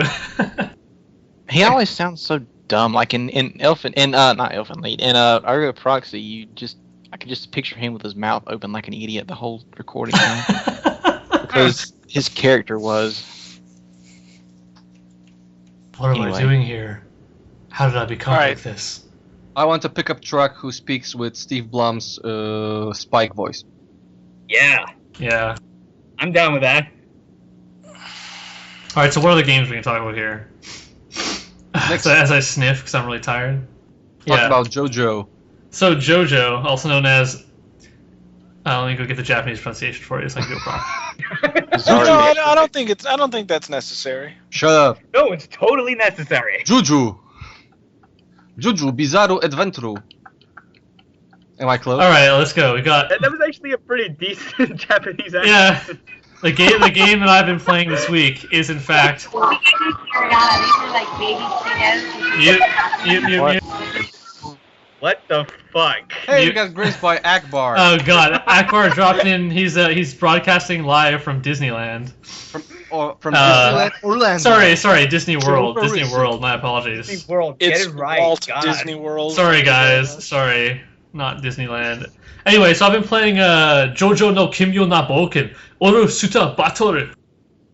It's pretty good. Oru Star Batoru is also known as All-Star Battle, and is a 2D fighting game for the PlayStation 3 based on JoJo's Bizarre Adventure. So, this game... First of all, is this actually 2D or is this like polygonal 2D? Oh, it's polygonal, but it's on a 2D plane. Okay, because I remember playing the original 2D thing way back in forever so the old JoJo's fighting game is based on only Part 3, which is known as Stardust Crusaders. And this is based on all the parts, so from 1 to 8. And it's, as a fan of JoJo, is like amazing. Like every character you'd ever want is in there, and there's a bunch of DLC characters just in case you didn't get them when you wanted. The game looks excellent. I don't know. I think some of the like all the cut-in, the manga cut-in, and the animation is just very reminiscent of the manga, and it looks just amazing. And one thing that makes you realize that the color design for all the characters in JoJo's is like completely absurd. Like we're talking like neat, like turquoise green plus purple plus yellow costumes. Like what are they doing? I don't know. But the game looks great. I've not played a lot online yet, so I can't really judge the balance or the netcode. But I've finished the story mode, which is not necessarily very judgmental of a fighting game, but it's pretty good. It's all in Japanese, obviously, so I don't have a fucking clue what's going on. But the way the gameplay works is pretty interesting. I'll try to explain from like a fighting game perspective. So, you know, in Street Fighter, you fight. Okay, got it. In this game, everyone has like a special thing. All right, so one of the big main features of JoJo's is that everyone has a not everyone, but a lot of characters have what's called a stand, and a stand is like a spiritual being you can kind of summon forth out of your willpower, and it does various things. Like, for example, the stand Star Platinum is just, like, really good at punching stuff, I guess. Or the stand Stone Free can turn into string and, you know, do things that are string-like, I guess. I don't know. Dude, it turns into string, okay? Whatever. Shaped like itself. She can make nets. Jolene's stand is Stone Free, and she can, like, make nets and stuff. So you're saying he's a stringy motherfucker? Exactly, he's a stringy motherfucker. And so some characters don't have stands, like the older ones, but they have their own special feature called, they have either Hamon, which is like it's like a breathing technique fighting style. Basically, it's lets them charge their super meter, kind of like, I'm trying to think of a game that has, like, okay, so think of the DBZ fighting games, they can, like, charge up their ki. It's kind of like that. And the vampires have different modes depending on their vampire power, like, for example, like wind power or fire power, or mutate into an Eldritch Abomination if you're playing as... They have superior firepower. Yeah. Thank you. Yeah. So, also the second last series, Steel Ball Run, who I should really remember to tell Ackbar about, because so Steel Ball Run, the primary antagonist is a guy named Funny Valentine, who is the 23rd president of the United States. And, yeah, I know. And his power is to, like, create a alternate version of himself in another universe that he can swap with at any time, basically to protect himself from damage. It's kind of a neat idea. His stand is called Dirty Deeds Done Dirt Cheap, because every single stand is named after some sort of song or music group. And it's the most interesting thing, of course, is that in this fighting game, there's a character who's a paraplegic. Yes, you heard me right. He cannot use his legs. So he can't jump, he can barely move. And you're probably like, well, how the fuck does this work? Well, don't worry. Because instead of summoning a stand, he just calls his fucking horse, and he just rides his horse. And so you like have this. Okay, I'm in. You have these fights. Yeah, that's great. Equality. Sounds like fighting game stuff. So imagine this fighting game, right? On one side, you have a dog, and when I say a dog, I mean literally a dog. Iggy, the dog from Stardust Crusaders, it's a tiny little dog. And on the other side, you have a guy on a horse, and that's basically JoJo's. Wow. For a moment there, I was hoping it's going to be Iggy Pop. Well, he's named after Iggy Pop. I know. I just hope that should be a DLC costume. I'm pretty sure Iggy Pop would be on board with that. Probably. And Iggy is the most brutal death in the manga. Fuck. Sucks. Oh, man. So tell me a bit about Kira is Dead. So Killer's Dead. Killer's Yeah, is I want to hear this. latest in the character action games by Suda51. So this game, unlike, let's say, Lollipop Chainsaw, which some might say is a piece of garbage, I might tend to agree. This is much more along the lines of Killer 7 in that it's like a seemingly brilliant meta commentary, surrealist artwork or something. I don't know. It's fucking weird. It's a weird game. Yeah, surreal best described. I'll try to just describe a little bit of like one of the first couple missions. No, I won't spoil it like too much. This is the second mission of the game. So you are Mondo Zappa. Yeah, start there, right? Mondo Zappa. And you wake up one morning and your left arm's been replaced with a cyborg arm. So what do? Well, you join the Assassination Bureau. And because that's what anyone does when their arm's replaced by a cyborg arm. And so your second mission is you're hired by this woman to retrieve the moon that was stolen from her. And this is not literally the moon, although she does literally live on the moon, and so does the guy who stole it. He didn't steal the actual moon, he stole like an idea of the moon, and it's inside his eyes, okay? And so it's not literally inside his eyes, it's like metaphorically inside his eyes. And when you look into his eyes, this guy, you can see this guy named George Bailey. No, this guy's name is David. Just David. And so David is a guy dressed in like, so imagine a male stripper wearing like only black leather straps, except replace those black leather with gold plating, and that's what David looks like. He's got a gold jock strap and gold plated strap. So he's a combination of Zemos and George Bailey. Exactly. And so David has stolen the moon and placed it inside his eyes or something. And as Mondo Zappa, you have to go and fight David in his lunar palace. It's just fucking weird. There are times in the game where they'll be having conversations and like neither person is making sense and they're definitely not talking to each other. Like it's just like say shit. I don't know. It's weird. It's really, really good. So I'll go to the gameplay because that's the actual important part, I guess. It's kind of like No More Heroes. You have you have basic combo with the square button. You have guard block and guard crush with the triangle button. You can dodge with circle.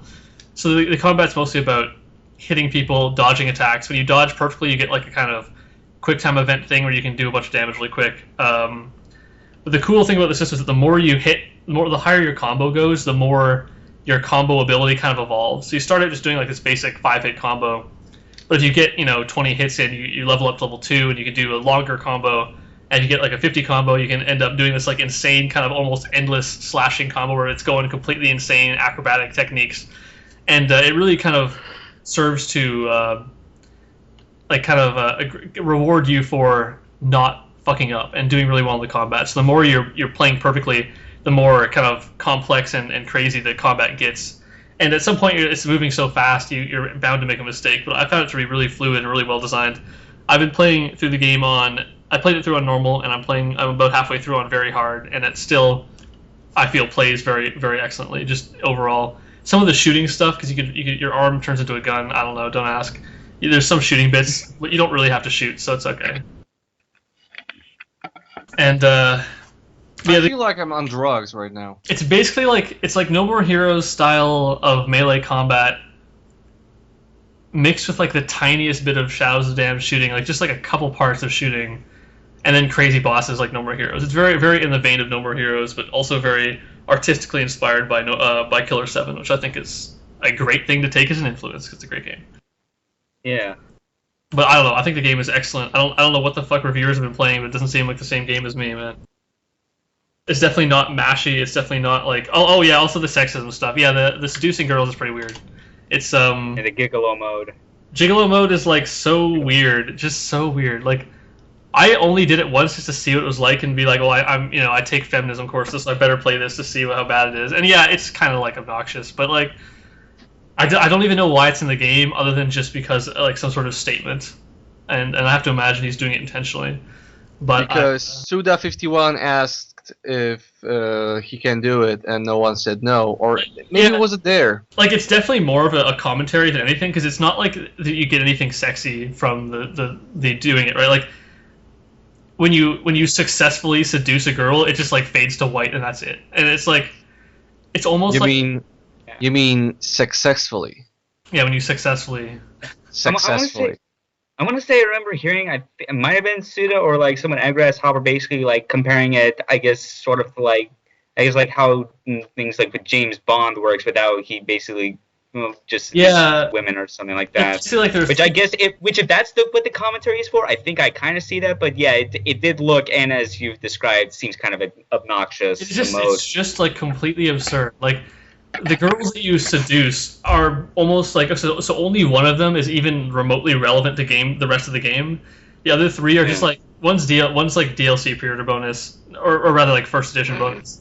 And then two of them are Here's a virtual girl you can seduce, yeah, I know. guess. Also she's a vampire. Okay, sure.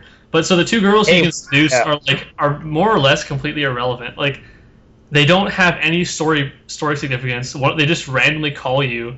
And so they'll just call you during the mission and be like, did you forget about me? I'm waiting for you. And Mondo's like, whatever, don't care. Mondo also like kind of annoying. The most like suave motherfucker I've ever seen. He's pretty badass. It sounds like they just call you in the middle of a mission. Well, I mean, like not when you're like fighting. That sounds fairly annoying. It's more like it only happens like maybe it happens. Hey like, Mondo, you wanna go bowling? It's not. it's not God damn it, Roman. So think of it as if like you're playing Metal Gear Solid and like it's like a codec sequence except you don't have to stop moving to answer it. There you go. It just kind of like it's just like a voice clip pops out and says, "Hey, did you forget about me?" and then ends. It's not really noticeable, I guess. It's fine. Kind of like this. Yeah, kind of like the cell phone bits with Sylvia before you fight one of the assassins. Yeah, except even less than that because like they're super short. It's like one line, and also the girls have like no personality and are completely irrelevant except for like trying to seduce them to get the bonus weapons. I don't know. It's strange. Yeah. But everything it sounds pretty awesome. The game is just I don't know. I think the game is just great. I think it's really super in Suda's style, and I'm glad that he is not let me down like he did a couple times with his last couple games. So. Yeah, I guess him being more involved with this allows him to get out the more crazy Suda style, like more so than what was in like Lollipop Chainsaw or Shadows of the Damned. Shadows of the Damned was like okay, but a lot of the super fucking like easy, shallow shit. Whereas this is like absurdist, like surrealism, fourth wall breaking. Like at one point you're fighting this guy and he's like, "So, you think you're the final boss?" He's like, "Maybe we should move somewhere more open. Action gamers like open spaces, don't they?" He's like, "You're right. It wouldn't be very nice to fight in this closed environment." I'm like, what the fuck is going on? Yeah. He's like, that's what they're paying for after all. I'm like, okay, it's pretty good. It's like, I gotta play it a couple more times and like write my doctor's thesis on it or whatever, but like, it's pretty complex. It's a cool game. Other than that... You're writing your... No, not really, but like, that's the joke. Okay. Although, if I was going to write a doctorate thesis on a game, I would choose Vagrant Story, the best game of all time. So, you're going to be Dr. Iron. Maybe. I have to do a master's first, so give me a few years. I thought you were already writing. No, I'm not already applying. He's already I'm going to try to do it. Iron. I'm legitimately interested in doing a master's in, like, kind of the like, transgender and queer gender in, like, virtual spaces and stuff like that. Like, the kind of idea of being able to express yourself as a different sexuality or gender in, like, for example, an MMO, right? Like, you could play as a girl, and then for all intents and purposes, people don't know you're not a girl. It's like kind of that idea I find very interesting, and I plan to do a lot of writing on that in the coming years. But I'll let you know if anything interesting happens. Beware my feminazi agenda, Emma. Exactly. Other than that, I've been playing Hatsune Miku Project Diva, which is a great game. Yeah. You can there's a rhythm game part, and then you can also like visit your diva's room. Like you can go to Miku's room and customize it and be like, I want Miku to have a nature lamp and a technological table, and then I want to pet Miku on the head because she's adorable. And then when you pat Miku on the head, video game. She wants to play rock paper scissors with you, so you do that. Nothing sexual, you fucking perverts. Jesus. Also, if you're into dudes, there's a dude Vocaloid that you can totally do the same things with. So you can hang out with Kaito or Len, and everyone really is accepted in the Miku-verse. And you can dress her up in her various, like, and by various I mean like 40 fucking costumes. And then also a true tale of equality. So I have some trivia for you guys. I didn't know that the Nyan Cat song was actually a Vocaloid song, but it's in the game. So there you go. If you want to play It's in the game. Oh, And yeah, it's in the game. Is it just like an ever. endless? Is it just an endless No, sort it's of the- game where you have to like keep pressing buttons until you lose? It's the actual original Nyan Cat, not the Momo remix. So, not the one that you know, but it's the original. I hate that. That started becoming a meme, and the first time I clicked on it, I immediately clicked off, and it was. It's That's more or one of less the- has kind of died off, hasn't it? Like I've not seen it as It's like not as prominent. It's like a more tame version of the Nyan Cat loop, but oh, there's some good songs.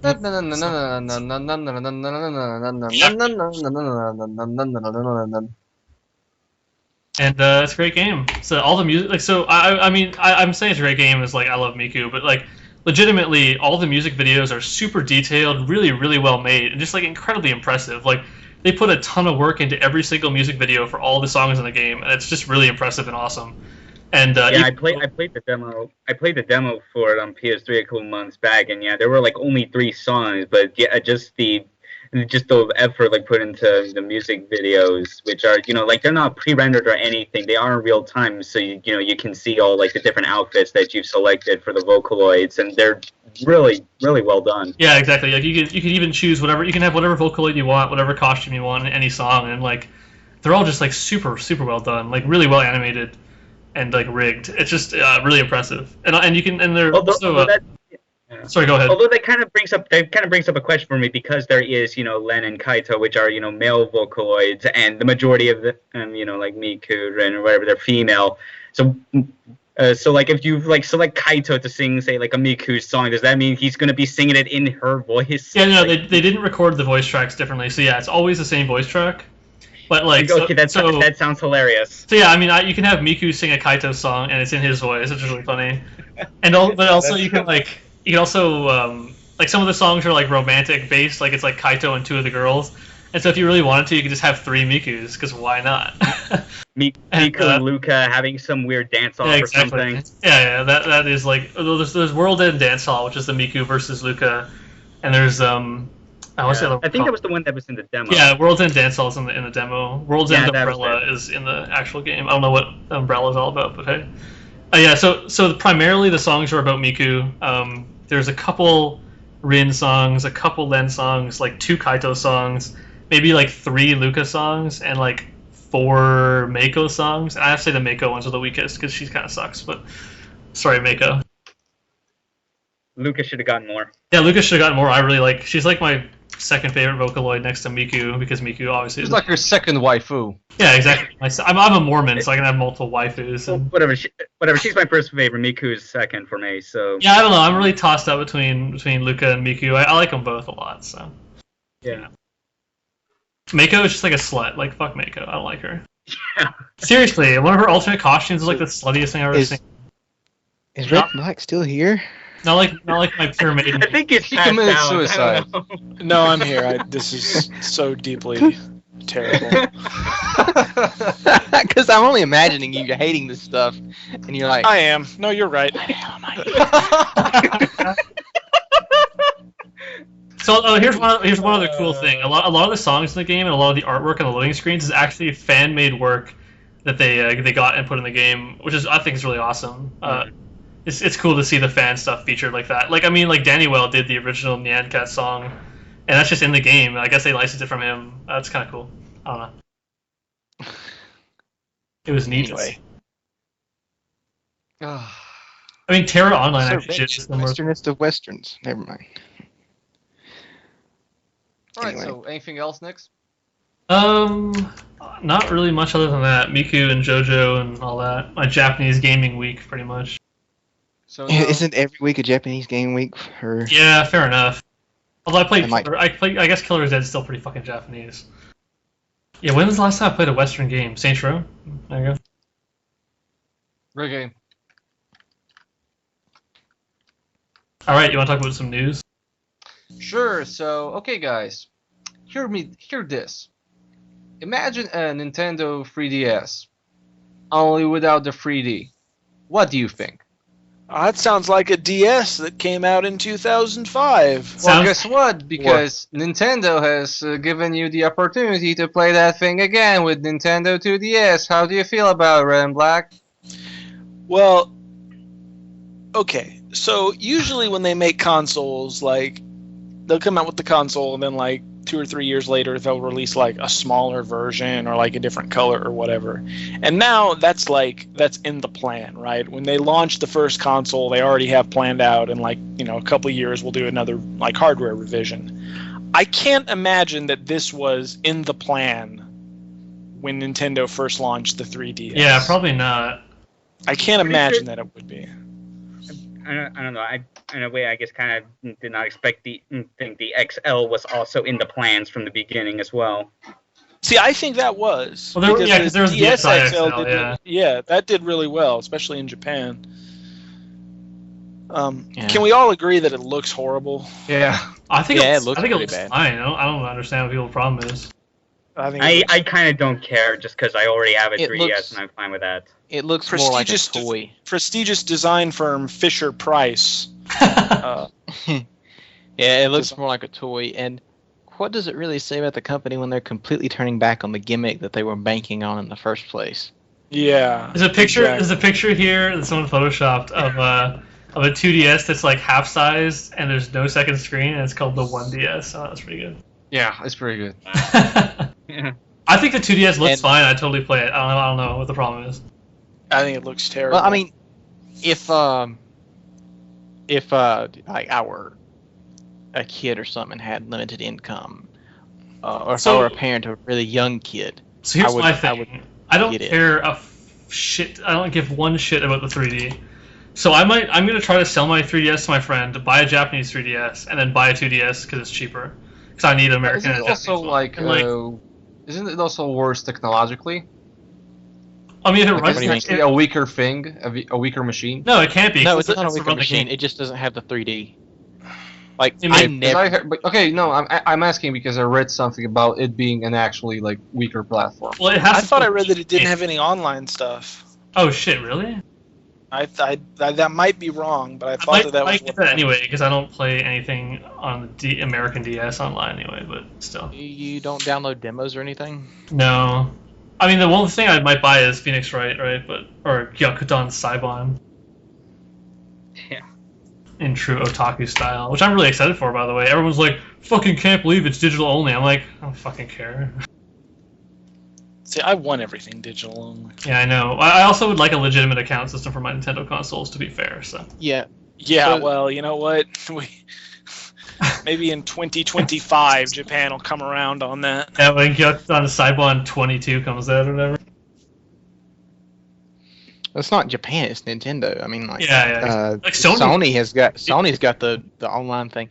Well, you know what? Maybe that. I wouldn't say Sony's is like. I would not say Sony is like leading the field when it comes to online infrastructure. No, I'd say that the way the PS3 and the Vita work together is exceptional, and apparently from all accounts the PS4 is gonna be even better. So, like, imagine if the 3DS worked together like that. They don't work together at all.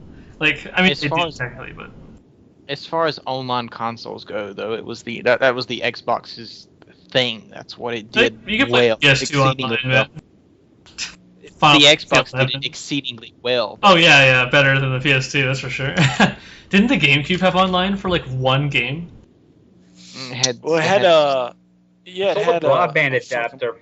Yeah, it had Phantasy Star online. Okay, that's what I thought. Yeah, they released PSO on GameCube. Man, look at PSO. What a great game. Apparently, it says it does have Wi-Fi enabled. So. Okay.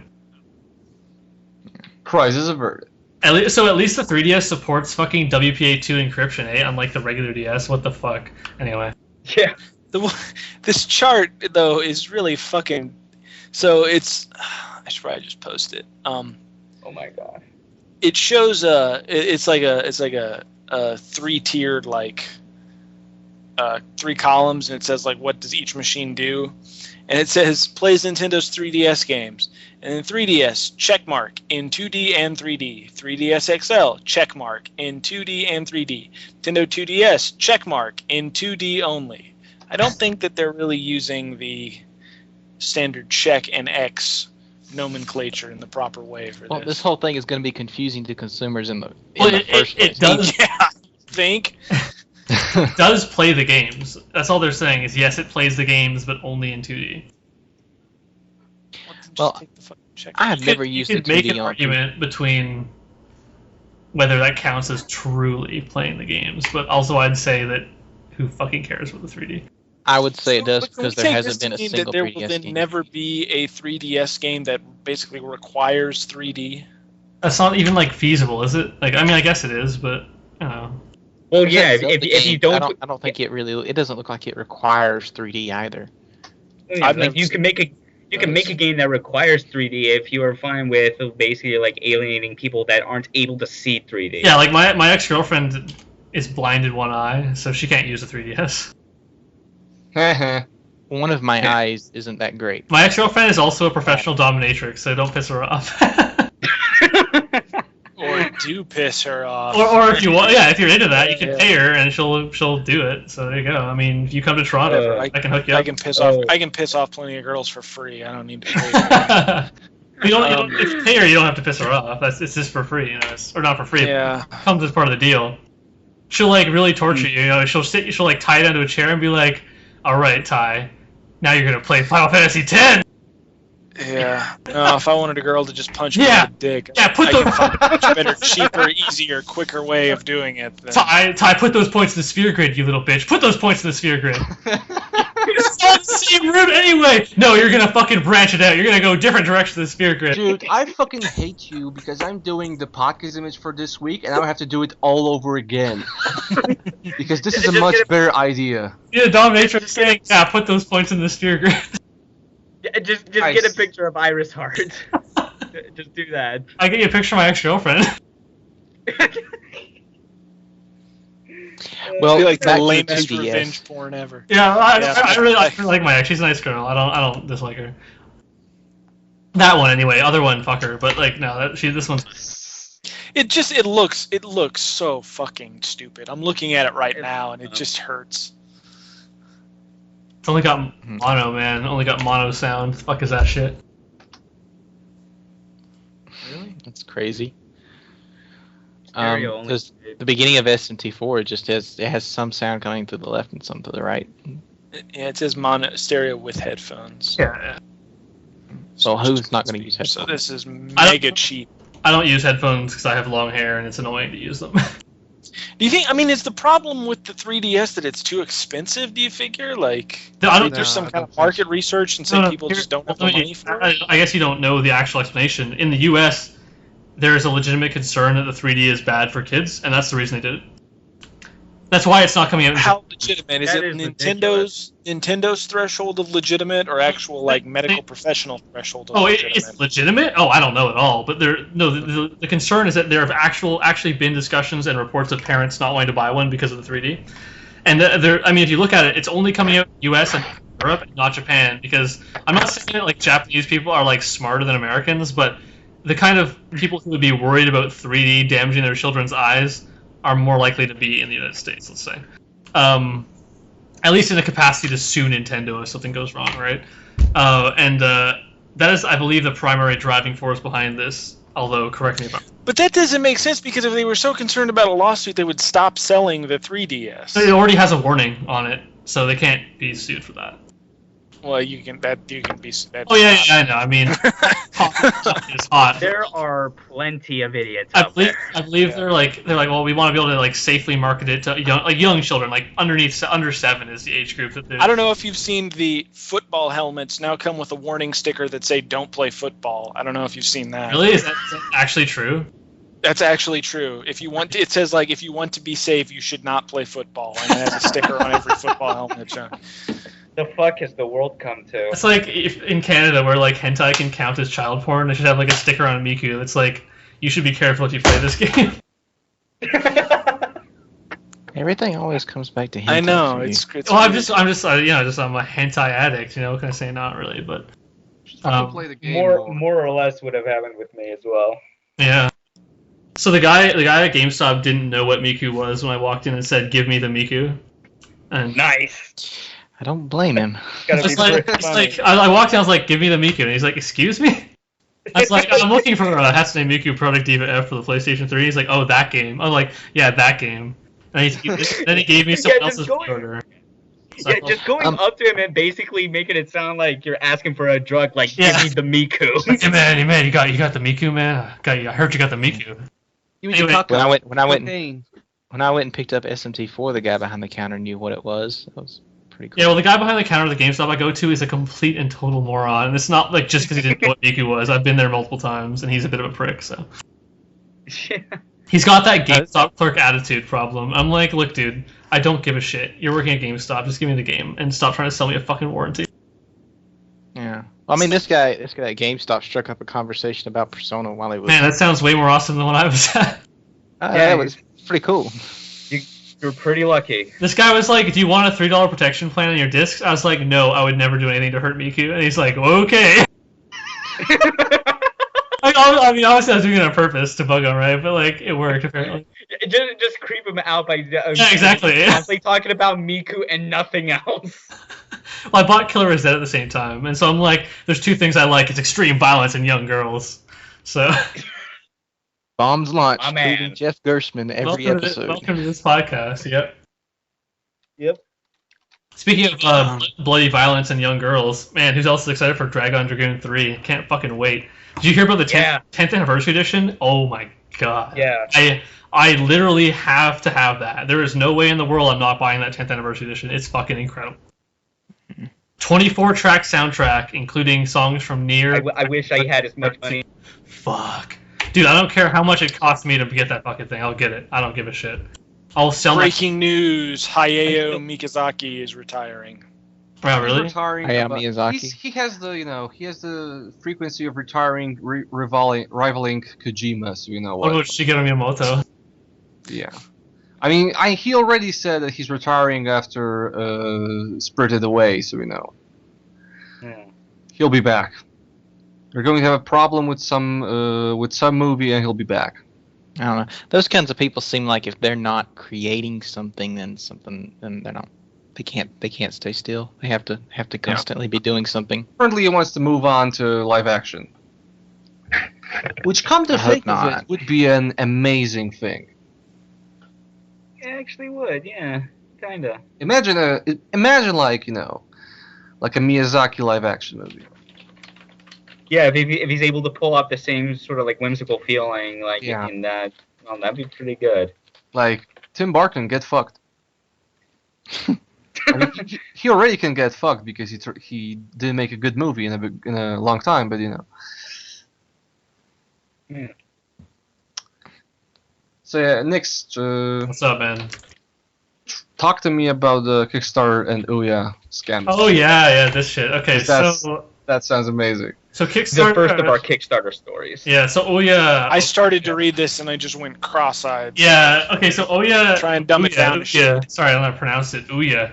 Ouya is running a campaign where they're trying to encourage developers to make games with the Ouya, a noble cause, I understand. Well, Slut's not like as bad as fuck. Anyway, so. Yeah. So Completely out of for the listeners. Sorry, guys. Sorry, both of you. Sorry. Ooh, sorry.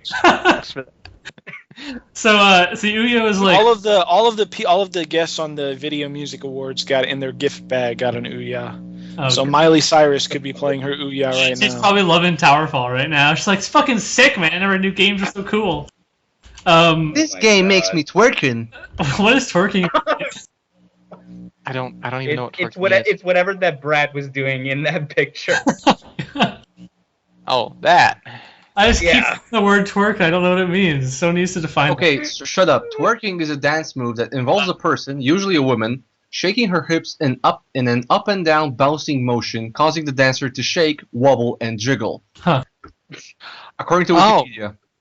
Huh. So that gives this picture all new. Man. All new meaning. What if the newest Miku game featured Miku doing some twerking? According to the Oxford Dictionary Online, to twerk is to dance to popular music in a sexually provocative manner involving thrusting hip movements and a low squatting stance.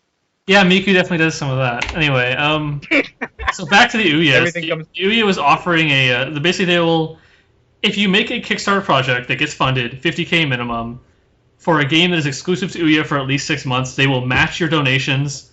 So if let's say I'm making a game called Mufflerfucker. Hatsune Miku Mufflerfucker 2, alright? And I'm like, Pretty good title. I raised like 600 grand because people love that game. No, I raised like 112 grand, right? Ouya will give me another 112 grand to make my game as long as I stay exclusive for 6 months. So, you can see where this is going, right? Money laundering schemes. Yeah.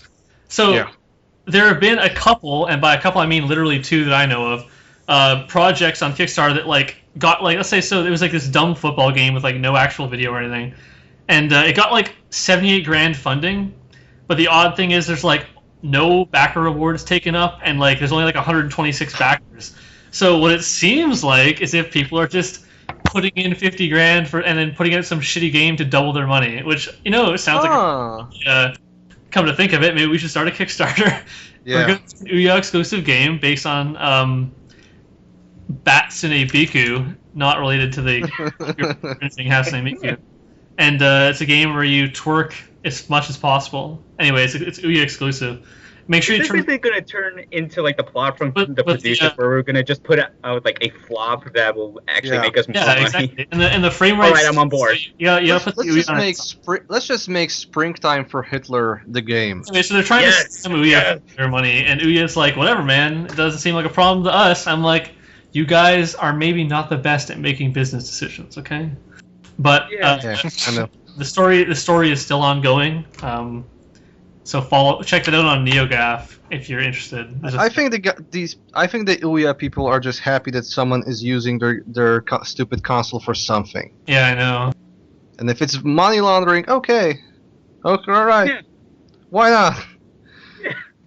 Because right now we are. It's been launched for like 2 months, and all we got is The Walking Dead that will come out sometime in the future, maybe. How was they that said they will on the Ouya? Oh dear God, please buy it. Like, wasn't the Ouya having trouble running anything? Yeah. How was The Walking Dead gonna run on it?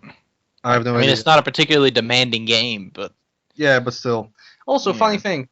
Apparently, not only does it have the ventilation shaft on the stand, which is already a great design decision, but also remember all about that input latency issues? Yeah, like you turn it on its side and it makes the input better or something. It's just amazing. There's some new internet detective-y going on right now, by the way. There's a post on the thread that's clearly falsified. It says, oh, Andrew is the head of the company that's making this gridiron football game that is totally a scam. It says, I'm so pumped up about this awesome indie football game coming out on the Ouya. I was a bit afraid your campaign was slowing down a bit, but it seems a new backer has joined us on this endeavor and pledged 10 grand. Isn't it awesome? So it seems someone looked it up, and that was the only account created at the same time the money was donated, and is the only feasible account that could have been doing it. So yeah, they're also falsifying comments, and they're also apparently trying to sue people who are shit talking their game. I don't know. I think it's really like the Gizmondo. Oh God, the Gizmondo. Yeah.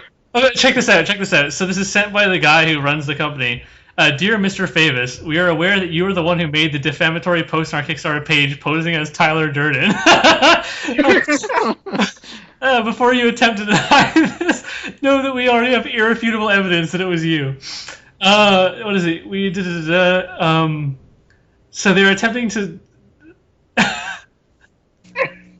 They're attempting to sue this guy for pretending to be Tyler Durden and shit-talking their Kickstarter. I might argue they missed the point of the entire movie if they are doing that. At this point, should I even watch that movie? Yeah, it's a good movie. Club? Yeah, it's a great movie. Actually, it's a really good movie. I mean, I know the twist. Oh, it's whatever. It should. That makes the movie even better, if anything. Also, that twist at this point is kind of like the twist in Citizen Kane. Okay, then I have got to point this out because I say this every time we talk about this movie. I get the twist. I understand the story. There is no way you can shoot yourself in the head and just be like slightly out of breath afterwards. He didn't. Like, he only shot himself through the cheek. Well, then how did Tyler Durden die? He metaphorically killed him. Yeah. By shooting himself in the head. It was like a metaphor. It was a shock to the system that basically brought him back to reality and destroyed the falsification personality that was Todd. Think of it as the same way as as the evokers from Persona Yeah, 3. you shoot yourself and you break your persona. You bring this back around to the very genre of He games just that he released hates. his Persona. Reddenblack why is would you basically do like that? a self-fulfilling Dude, prophecy. real life is basically just a JRPG anyway. I mean, that's I talk to you guys once a week, or else my social link will break. Also, Reddenblack is So- we are only just people playing points under sphere grids. Exactly. Every time I level up, I'm like, I turned 22 today. I gotta put a new point in my sphere. So, are we getting? I guess I'll put it toward Close to programming, done. since I'm pretty good at programming. Okay, so enough about the. Yeah, we're getting close to done. I need to So go. what we Black really is have else to talk about? So okay, so EA had a good yeah. streak going on. So because first they did the Humble Origin bundle, which was they did not profit from directly. Then they had the whole you can refund stuff on Origin, and now they're back into. Okay, so basically they said that they won't ship a game that's offline.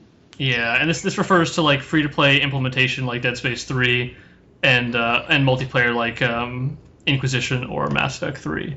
So it's Which basically terrible. Like it's not basically just, like free-to-play everywhere. So which is basically what later on explanation for why they dropped the online pass stuff. Yep. Exactly as I predicted. Thank you. Call Me too. Thomas. Same thing. Yeah, well, I think everyone so- thinks that. They're not saying that they're introducing always online DRM or they're going to cut out single player. No, they're just saying that all of these games will have anyway. They will have an online component. Yeah, I think like Whatever, Dead Space that's 3 fine. and Mass Effect 3 are the best examples. Yeah, I think it's not that big a deal. Like people are gonna be all up in arms because they're like, but what if I want to play Diablo on the plane? And I'll be like, whatever, who cares? It'll only Whatever. become a problem Suck it up if for the, some fucking hours, dude. Just play some other game anyway. it's only going to be a problem like if in the case of it having free to play elements, if the main game if you're trying to play that all like without any of it, it's going to depend on how balanced that is. It's like if you're playing Okay. Dragon Age, you're like having trouble killing a dragon. Well, you could buy a +1 diamond sword for $2.99. See, to Yeah, me, yeah, the bigger problem is if they spend all this time and manpower adding these multiplayer or not multiplayer, but online components, it's just going to make the budgets of games in general like climb even higher than they already are. That's kind of a good point. Yeah. But you know what? Don't If companies are going to just try to do the same thing that Dead Space 3 did, which apparently that ended up working out well, It was fine. I don't know. that seems better than DRM. It's still online a DRM. concept that I kind of don't like on its face. The free-to-play aspects of Dead Space 3 were by far the least offensive of that game. So Yeah. Well, yeah, that is Like, true. I'm can I discounting pay- everything else from Dead Space 3, Can I but yeah, pay it's anyone just, to not have to play this shitty game? Because that's what I would do. Where do I Yeah. buy the part that makes it a better game? I don't know. The DLC. Yeah, the DLC. I guess you're right. The DLC is great. It's amazing.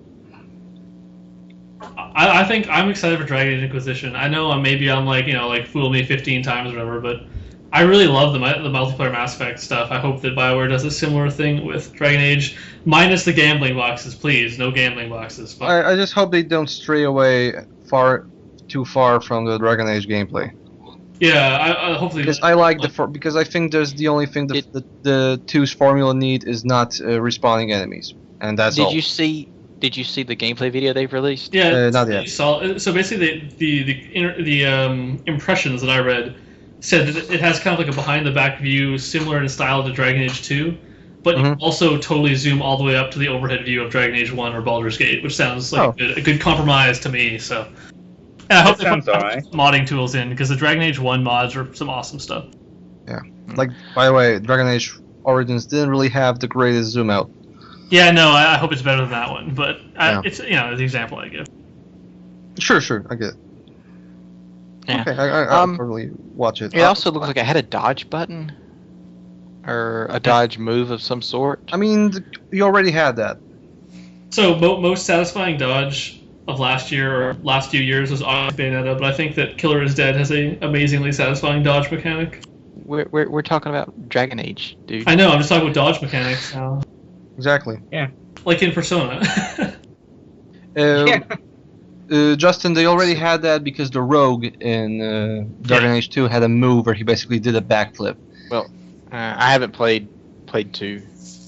I got it sitting somewhere after that little Two's okay. $20 coupon debacle. It's an okay earlier game. This year. It's not amazing or anything, but it's certainly not half as bad as people try and make it. Yeah, it's not like an abomination on modern gaming, like some piece of shit like Last of Us. It seems like the Final Fantasy 13 thing of it's a flawed game, but it has some. Like I honestly like it much more than Mass Effect 3. Final Fantasy 13 has no flaws, so I don't see where you're going with that. Final Fantasy 13 has some terrible flaws. Yeah, you're right. Hope. What else Snow do is we a need to shitty move on character. to? I don't know. Inafune is doing a reboot of Mega Hey, Man. Nix, you know who's tough? Not Mega Man game. I gotta say, everything I've seen from this game looks fucking really cool. Yeah, it looks awesome. It looks really promising. Inafune is like a fucking badass, so good shit. Whatever. I definitely hope Inafune. Oh, okay, go on. Yeah, I was just trying to say, just because, like, you know, like, Inafune has been, like, constantly kind of going on about, like, how, like, the Japanese video game industry is not really what it is. And, yeah, some of it founded, some is, like, bogus for me. It got to the point that it's like, okay, I would do should actually, like, make a decent game. I mean, yeah, your cameos in Hyperdimension Neptunia games were well appreciated, but make something actually good. And this at least gets me excited for that, even as someone who isn't that much into Mega Man. I didn't really get too deep into it, not because I hated it or anything, but this looks really good, and I hope he succeeds. I love how this game is basically the logical extension of Inafune shitting on Capcom. Well, like there's a bit in the Kickstarter pitch video where he's like, you know, he doesn't name it outright, but he says he started a project that was going to have, you know, like fan involvement, but it got canceled and felt like he let himself down and the fans. It's basically the result of Inafune being so passively aggressive towards Capcom and so fucking jaded and hating them that is basically, guess what? I'm gonna steal your shit. Yeah, whatever. You watch that video, and there are quite a few of like very heavy like Mega Man references. Like the video starts off with like a camera panning up a skyscraper. There's a concept art piece that is a little like a dude that looks like Cutman without the scissors, wearing a scarf that looks like a pair of scissors, and it's like clearly it's intentional, right? And it's like I can't wait to see how much they get away with as far as there's like concept arts for like the girl who's gonna be like the main character's assistant. Her name is Call. Yeah, but that freaking pink poodle and like the girl like looks like Roll just walking by Inafune. Are they gonna call? That looks exactly like Roll. Yeah, and the dog looks almost it's like a wolf version of Rush, like a cross between Rush and Forte. At some point, maybe it's like Kamiya's way to basically blackmail Capcom to getting him in. Like, this game is going to get so much good buzz and shit, and he'll just say, okay, you know what? I can publish it under you, but you let me run Capcom. It's basically like his way of trying to blackmail his way up. I kind of hope this just makes him enough money. I don't think it will. I hope it makes him enough money to just keep doing, you know, this, because the name Mega Man has been driven so far into the ground in the past few years. Although this name for this one is really pretty good. Mega Man games are all pretty. Mighty Number 9. Like I like the name. No, the name is fucking stupid. The name is as generic as possible.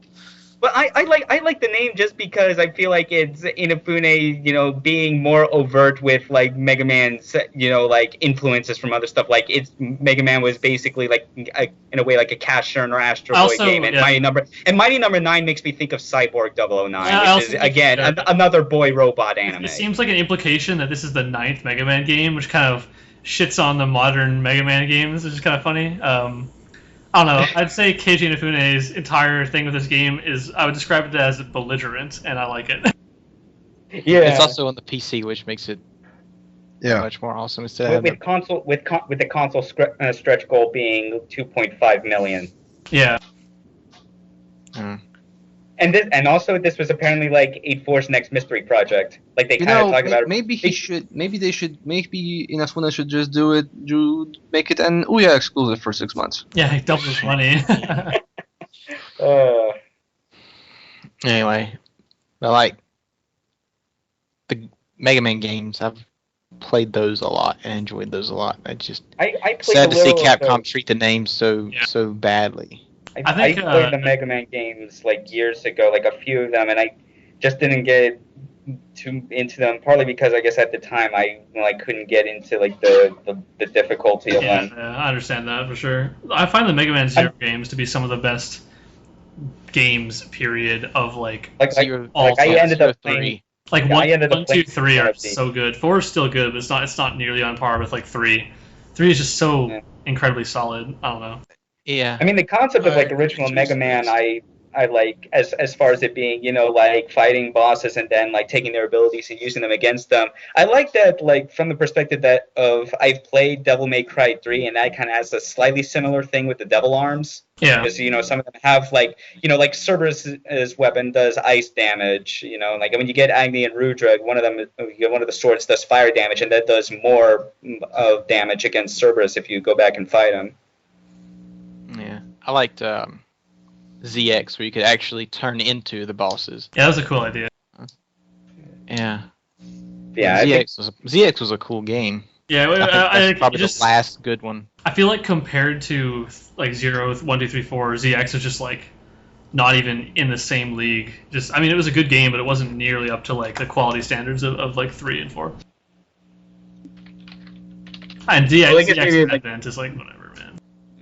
I guess maybe like a new sort of long-term goal for me that I'll probably like fall off on is like leading up to this game's release in like 2015, as they're projecting. I'm actually going to try going back to the Mega Man games and see if I can get into them now, just because I've lately been like getting myself into like more challenging and in-depth experiences. I would highly recommend that you pick up Mega Man Zero Collection for the DS. It's like $16, and it's like all 4 games. So it's amazing. I mean, like I actually one of the games I played like was a Mega Man Zero game, and like I happened to have a Game Shark at the time, and because like I just could not it was like kicking my ass so hard, I just like used the Game Shark to get through. And I really like, if there's one consistent thing I like about that series, is that it's had really good music. Yeah, for sure. Yeah, I beat 03 legitimately on a DS. Do you have any idea how hard it is to beat those games with the A and B buttons like really misplaced? Dude, I beat it on like on a GBA Micro. How do you feel? Oh my god! I would like to have a GBA Micro. In fact, I S-ranked it on a GBA Micro because I went back and redid some of the S-ranked. Does the DS versions remap the buttons properly? I don't know. I haven't actually played it. I just own it. Yeah, great. I could like boot it up later and tell you. Remind me to check sometime. Because it doesn't control very well on the regular DS. On the GBA, it controls beautifully, but hey. Oh yeah, it also does on a PSP as well. All right, gentlemen. Anything else specific to talk about? Because we should wrap this fucker up. Nothing I can think of. Maybe we should check mail. Emails? I'll check emails. Did we actually get an email? Maybe. Did we? Couldn't tell you. I'm not logged in. Just being sarcastic. Alright, then no fucking emails. Hi guys, first time caller, long time listener. I was wondering if you could talk a little bit more about hentai games, because I'm way into those things. Thanks. Sure thing, caller, we can do that. This is Nicholas Ferrum. Thanks. I also think Reddenblack is really kawaii. No, he's really ugu. I'm sorry. I'm sorry for reopening this can of worms. You're not sorry at all. I'm definitely not sorry. You're right. I swear. Once we're done recording this, Reddenblack is just gonna like prepare a noose and just hang himself. He's gonna shoot himself. He's at it with us. He's gonna use an evoker to break his persona. He's just going to find us and set our DNA in some weird shit. No, I'm probably just going to watch a football game. Oh, that's pretty good too. That's a pretty good NASCAR. I'll be easy to find. I'm the one dressed as Miku as a guy. Yeah, something manly. Oh my god. Yeah. I should dude. I've got the hair. I should cosplay as Miku. I gotta grow my hair a little longer first, though. Maybe I'll do it next year. Well, I gotta do something for Anime North, man. Like, what else am I gonna do except for dress up like Miku? How long is her hair again? It's pretty long, right? Are we done with this podcast yet? Yeah, we're done. Out of stuff, unless you want to bring up something else. Oh, thanks for listening. Email us at not like we read them, apparently. Whoops. But if you want to email us, you can still email us. Somebody should probably check real quick before. Yeah, I don't want because can someone else do it. I don't want to log into my email because I have to log Me in. neither. Yeah, but I don't use know my the email password. way more than you. I'll tell you what it is. Not on the podcast.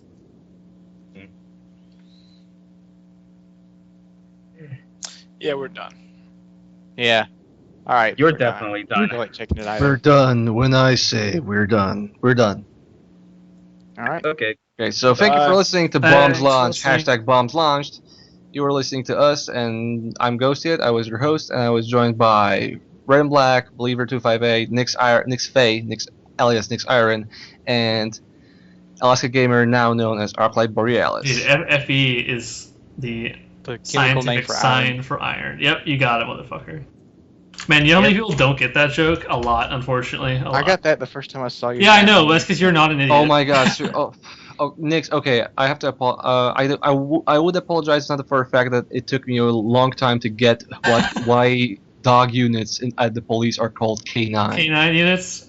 Well, let's throw them all in here. What else we got? We got miles per hour.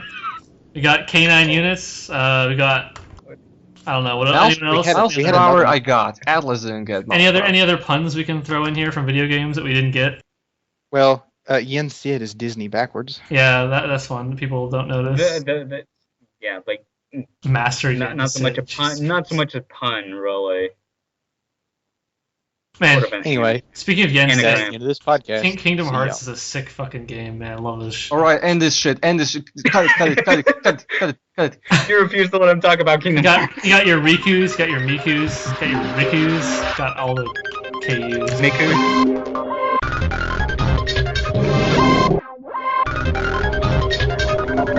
Two